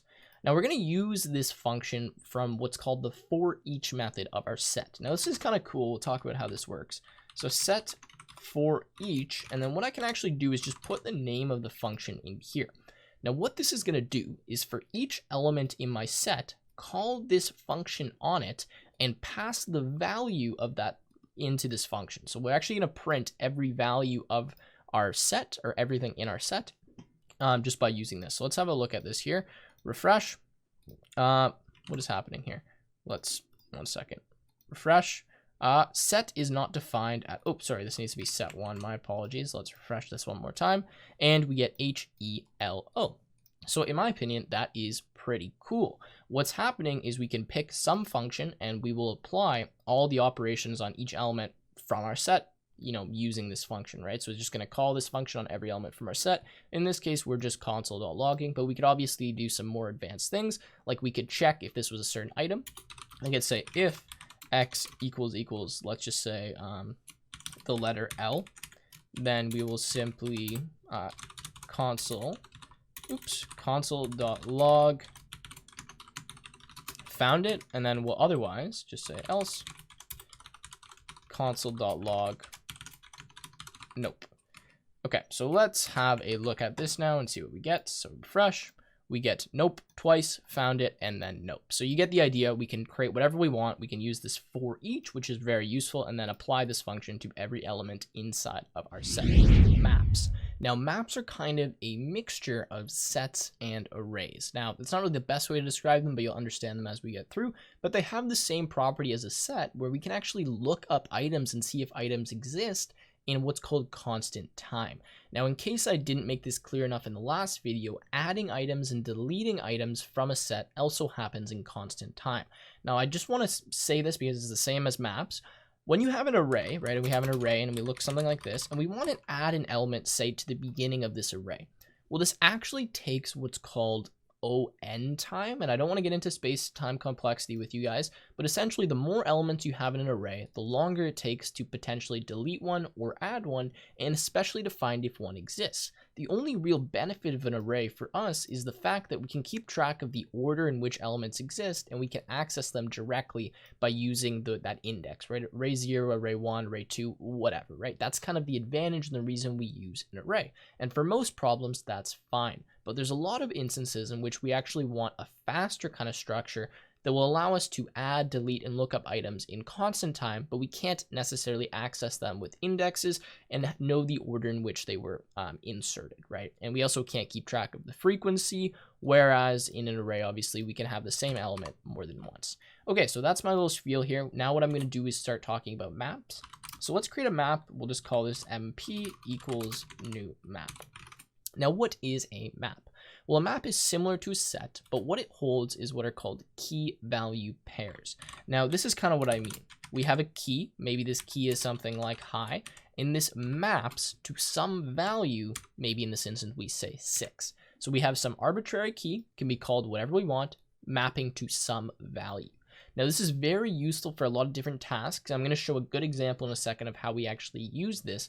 But the whole point of this is that this key value is what we use to access different, this key is what we use to access different values. And obviously we have, more than one key. So I'd have another key like this. I could have maybe the key apple, and that corresponds to the value 7. And obviously our keys can be different too. We could have a key that's actually numeric, which is 8, and that could map to maybe the string Tim, right? So this is the way that a map works. We have a key that maps to some value, and you'll see why this is useful in just a second. And again, same properties here. To look up any key is going to be instant time, so you can think of it as instantaneous versus an array that's much slower, and to grab that value is going to be the same. So to add, delete, or look up is going to happen very quickly. That's why we use a map. So let's start talking about some map operations. I'm going to first talk about the constructor. So right now what I've done is created what's called an empty map, although I can actually add some values in this constructor to start off with some kind of initialized values. So to do this, what you actually need to do if you want to start with some keys in here is create an array of arrays of keys and values. Now I know this seems strange, so actually let's separate this like this so everyone can get a better idea of how this looks. Okay. And like that. Okay. So what I've done is I've had this initial array, and then I have 2 arrays inside of here. And what I'm going to do in these arrays is put a key and then a value. So my first key I'm just going to say is T, and this will point to, let's say, the value 5. And then let's have a key V, and maybe this points to the value 8. So we've started off our map with these different key values. Let me just put this up here because that's going to be annoying. Okay. So now, how do we access these keys? How do we create new keys? How do we do all this? Well, to get a key, what we use is called get. Now, I'm just going to console.log this so we can see. So I'm going to console.log MP, which is obviously standing for map. And what I do in here is I put the key that I want to access. Now, what this is going to do is return to me the value associated with the key. So if I put, for example, T here, and we go and we refresh this, you can see that we get the value 5 printed out because this method returned to us 5. Now, if I put V and I refresh this here, we get 8. And hopefully you're understanding and getting the point. That is how this works. Now, let's show how we can actually add things to our map. So to add something to our map, what we do is mp.set, and we simply put in here a key and a value. So I'm actually going to do this a little bit weird just to kind of confuse you guys a bit. I'm going to actually set the key T to the value 9. Now, what do you think this does? Remember, maps are very similar to sets. Do we think this adds another key called T that has the value 9, or does it override the existing key and change that value? Well, let's see here if we try to get the value of T. Let's see at what value we're actually going to get. Well, we're going to get 9. That is because if you set a key that already exists, essentially what you do is just completely override this and change the value to whatever it is you put here. Now, obviously, I can add some other ones, so I can mp.set, like h. Let's actually just set like 3 equal to hello. Now you see if we get the key 3 from our map, we get the value hello. And let's try to get a key that doesn't exist from our map and see what we're getting there. Do a refresh, undefined. Obviously, there's nothing in the map that's going to give us that value. So those are the 2 basic operations for maps. We have set and we have get. Now, obviously, we can look at the size of our map, just like almost everything in JavaScript. So if we do this, we have 3 keys, so 3 key value pairs in our map because we've added this 3 hello.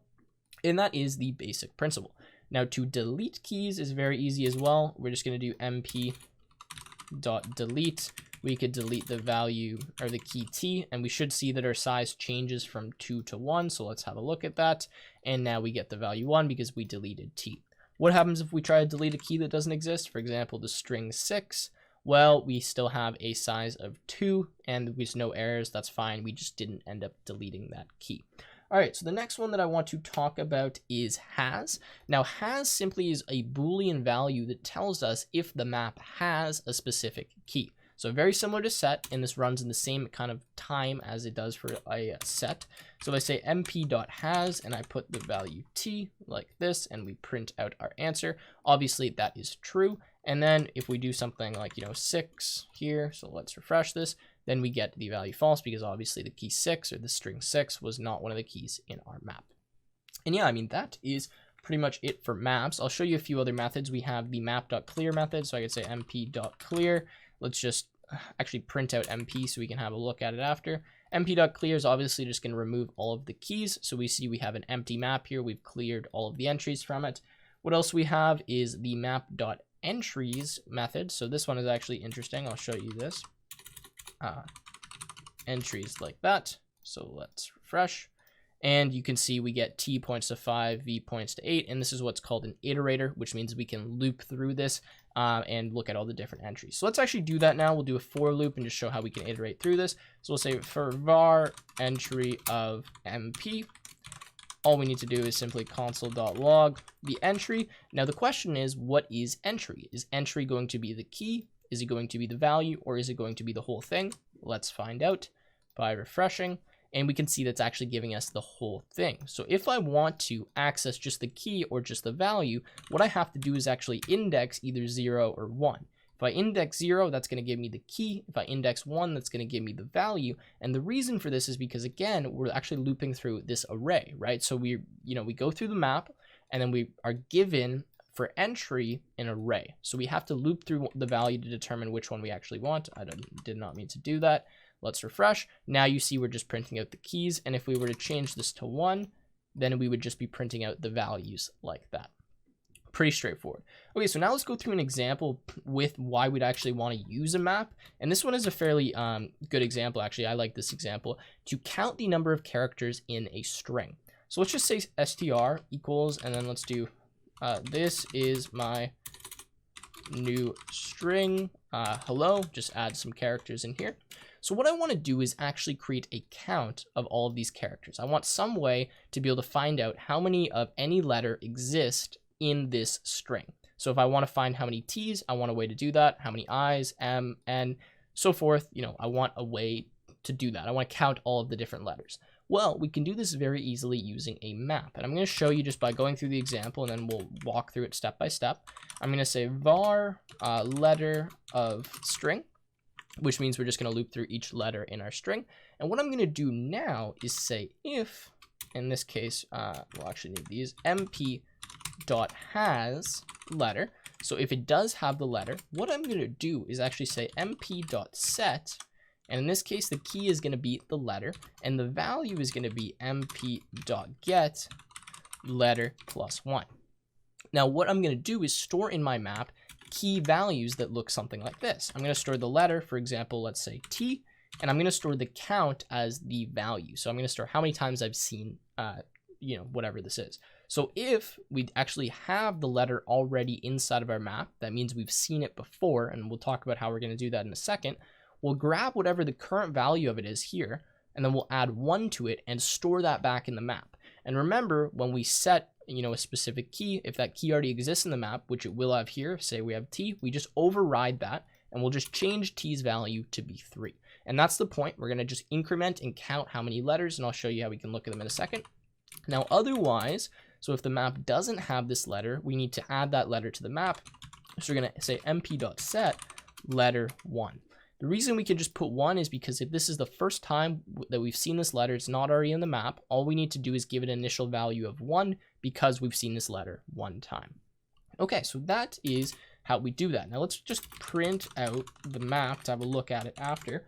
So if we refresh, we go here, we can see that we have now our map. T has a count of 2, H has 2, I 3, S 3, blank, which is space, actually has a value of 5, and then we can keep going and see all of the different letters as well as their counts. So this is useful because now if I want to check how many, say t's are in my map, what I can do is say, okay, let's get the value of t. Let's see how many t's were in this string that we counted, right? So if we refresh, now we print out 2, and now any letter I want, I simply put inside here. And obviously if we don't have the letter in there, it's going to give us, just an undefined value, but you kind of get the point on that mutability. Now this is important because if later on, and I'm not sure if I'm going to do this in this series yet, we start talking about objects more, it's very important to understand how items can kind of change and values can change in our program. And this is a kind of a more advanced topic where a lot of beginners find it difficult, but I'm just going to kind of tell you guys this is extremely important, so make sure you're paying attention. And if you don't understand everything from this video, look up some stuff on your own and make sure you understand this concept because it's very important. So the first thing we need to talk about when we talk about mutability is, first of all, what even is mutability? Well, when we talk about mutability, we're talking about being mutable or immutable, and that essentially means changeable or unchangeable. Now, when we have a program, we have something called variables, and then we have something called primitive data types and something called objects. So for example, if I say var x equals 5, what I've done is created the variable x, so this x here, and it stores the value 5, which is what we call a primitive type. And I'll talk more about that in 1 second. Now, if we say var z equals, and I create a new array here, this actually stores what we call an object. And if I were to create another variable and I said variable s equals z, what I've actually done here, and we're going to talk about this more in depth, but I'm just kind of going through the beginning stages here, is rather than created a new array that is equal to, whatever the z array was, I've actually just created another name to reference z. So that essentially means that if I change anything on the variable s, it's actually going to affect z as well. And same goes if I change anything on the variable z, it's going to affect the variable s as well. That is because these variables here actually what we call reference the same object. So changes to one of those variables will change the other one because they're not actually storing, the value of the array. They're storing the array as one object in total. Whereas when we have this variable x like this holds just a value. It doesn't actually hold a reference to a specific object. And again, you're probably understanding why you might be confused by this. We're going to go through a ton of examples, but let's do one now. So hopefully that makes a bit of sense. So our primitive data types are what we call immutable, which means they don't change, and we're just referencing values rather than objects. So if I do something like var, t equals x, well, if I change the value of t, that does not affect x. The reason for that is because this value here is a primitive type. It's not an object. So we can actually do that. So this is a way to kind of, make a copy of this variable x here, and then we can just change it within t. Whereas if we did this with an array, well, we're going to get the same thing we just talked about because this is what we call an object, and same goes for sets and for maps as well. Okay, so let's do an example. I'm going to create a function. I'm going to call it add5. We're going to take in some variable. Let's just call this num. And then what we're going to do is simply add 5 to this number and print it out. So we're going to say num plus equals 5, console.log num. Now let's just call this function here. So let's actually call it variable. Let's call it x. Let's set it equal to 5. Let's do add 5 x, and then let's console.log the value of x. Now, if you're paying attention and you understand what I was talking about, you should be able to answer this question here, which is, okay, so what am I going to be printing? What are the two values that are going to print out to the screen? That's what I want you guys to think about now, and I'm just going to go into the answer, so pause it if you want to, take a look at that. Well, what happens here? So what we're doing is passing this variable that we've defined, which is 5, to this function add 5. What this function is going to do is take that in as a parameter called num. It's going to add 5 to that parameter num, and then it's going to print out that value. So we should get 10 from inside this function. But then down here, does x change? Like, I passed the variable x to this function and we added 5 to it. So does that mean we added 5 to x? Or does it mean we just added 5 to num? How does this work? Well, let's have a look here. Let's refresh the page. And no, it does not change the value x. We get 10 and we get 5. The reason for that is because when we pass a value to this parameter, what essentially is happening is inside our function, something happens, like a line of code is kind of written like this: num equals x. Now, we recall from before that since num is what we call a primitive type, this just creates a copy of it, and it doesn't actually change the underlying value of this variable. So that is the first thing to understand. Then when we're calling with primitive types, that's what happens. Now, what are the primitive types? Well, primitive types are numbers, strings, booleans, undefined, and null. So for example, if I say var equals string, like that, this is a primitive type. Obviously, well, this isn't good. Now this will work. We can try this actually. So let's refresh. We get string 5 and we get string. We can see it didn't change. And now if I do, let's say, the value true, and rather than setting this like this, we'll just set this to false and we print these out. We can see we get false and we get true. And these are our primitive data types, right? And same thing with null and same thing with undefined. So those are what we call the primitive types. Now let's talk about what we call the reference data types or the object data types and see how these work differently. So we're going to create a new function now. And what I'm going to do is actually say append 5. Now what this is going to do is it's going to take in some array. So we'll call it array. And what it's going to do is simply append. So I think we can just do that with push the value 5. We're going to console.log our array here. I'm going to now just make an array in here that's 1, 2, 3, 4. So this should be 1, 2, 3, 4, 5. And now we're going to have a look at what this does. So if we change this name to append 5, we need to understand what this is going to do. So before I go, think about what's going to print out here. Is it going to be, the same result that we've seen previously, or is this going to be different? Well, what we're doing now is using what we call a reference or an object data type, which is an array. So this is actually mutable. It means this is changeable. Whereas the other values, the primitive types, were unchangeable, and we saw that because they just created copies when we set them equal to a new variable.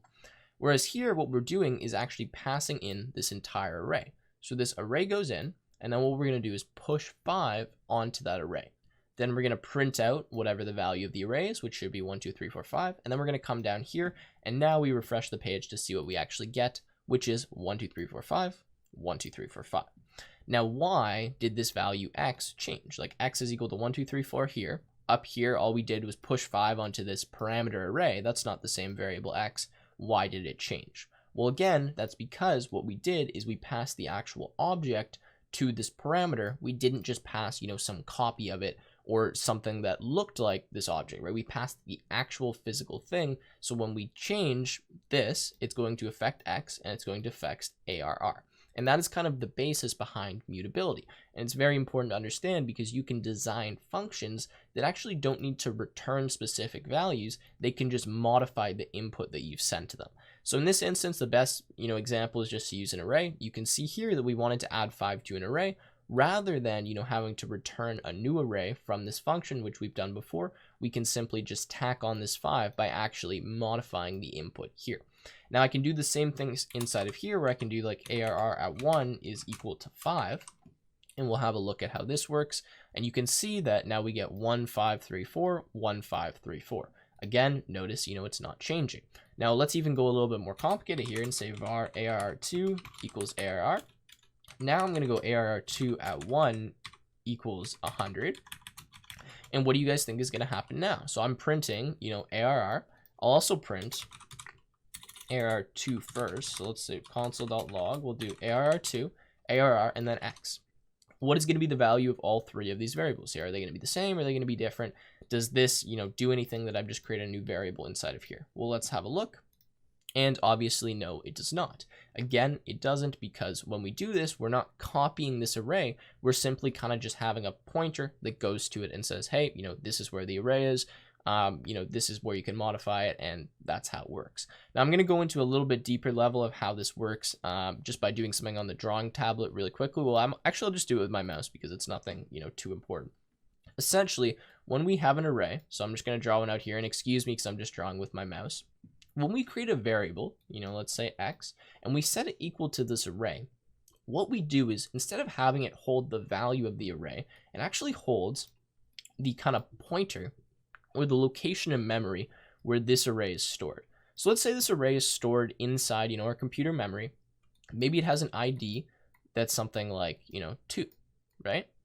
Well, when we say x equals some array, rather than saying, x is equal to this array, what's actually happening is x is equal to this ID. So it actually knows the location of the array, but it doesn't really necessarily know the value unless it goes to that location to look it up. So when I do something like y equals x, what I've actually just done is just made a copy of the pointer to this array.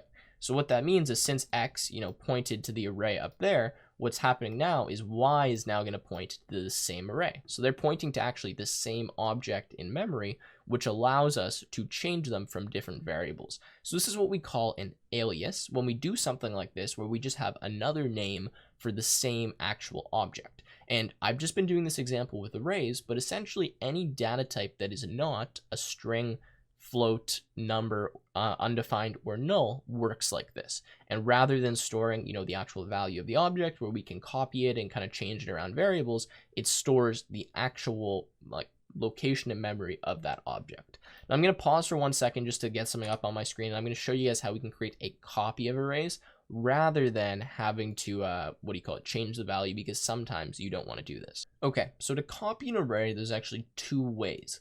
Now, the old way I'm going to show you first, which kind of makes a little more sense to me because I'm from a Python background, but there is this way in the new version of JavaScript that I'll show you. I'm not really going to explain it because I don't understand it completely, but it does make a copy of the array for you. So what I've done here is said, var x equals 1, 2, 3, 4, 5. I want to say var y, and I want it to be equal to x, but I want it to just be equal to an array that has the exact same values of x, but is not the same array, right? I don't want it to point to the same object because maybe I want to modify this one, but I don't want to modify x, right? So how do I do that? Well, there's 2 ways. The old way is to do x.slice. So what this actually does, and this is a method that you can use on arrays, regardless of if you're copying them or not, is takes a kind of section of the array and copies it. So in this instance, when we don't put any values inside the slice function or the slice method, what it's going to do is actually just copy this array entirely value by value. Now, if I want to actually say, just copy the first 3 elements of this array, what I would do is something like 0, 4, I believe. And what this is going to do is take all the elements starting from index 0 up to, but not including 4. So actually, sorry, this should be 3. So what that's going to do is simply copy the elements 1, 2, 3, because we won't include index 3, because that is kind of the end bounds. So I'll show you, I'm not making this up. This actually works. Let's refresh here, and you can see we get 1, 2, 3, 4, 1, 2, 3. So that is how the slice kind of works. If I just do this, we'll have a look, and we can see that we get this entire thing. But now notice that I can change the value. So I can say something like y2 equals 999. And this will not change x. So you can see this changes my y value, but it doesn't change x. So that's kind of an easy way to copy. Now there's another way to copy. I'll show you that as well here. So let's leave actually everything that's there, but let's just make a different copy. So what we can actually do in here is do ... and then x. Now I don't actually know really what this operator is, but I just saw that when I was looking it up that this is a way that you can make a copy as well. So if I do this and refresh, we get the exact same answer, so we stick with that copy. What this has done is essentially just copied x and, put that into its new array. So if you guys are interested in looking at how that works, I urge you guys to, but I figured I'd show it in case anyone wanted to get a look at it. And that has kind of been mutability. So hopefully you kind of understand now the difference between a primitive type and a reference slash object type in JavaScript, and why we need to understand the difference, because sometimes we're going to modify the actual, input, and sometimes we're going to create a copy of it and do some other kind of alterations on it. So this is what we would call a copy or a clone, this value y, whereas before when we just did something like, var z equals x, that would be known as an alias or simply another name for whatever this x is, right?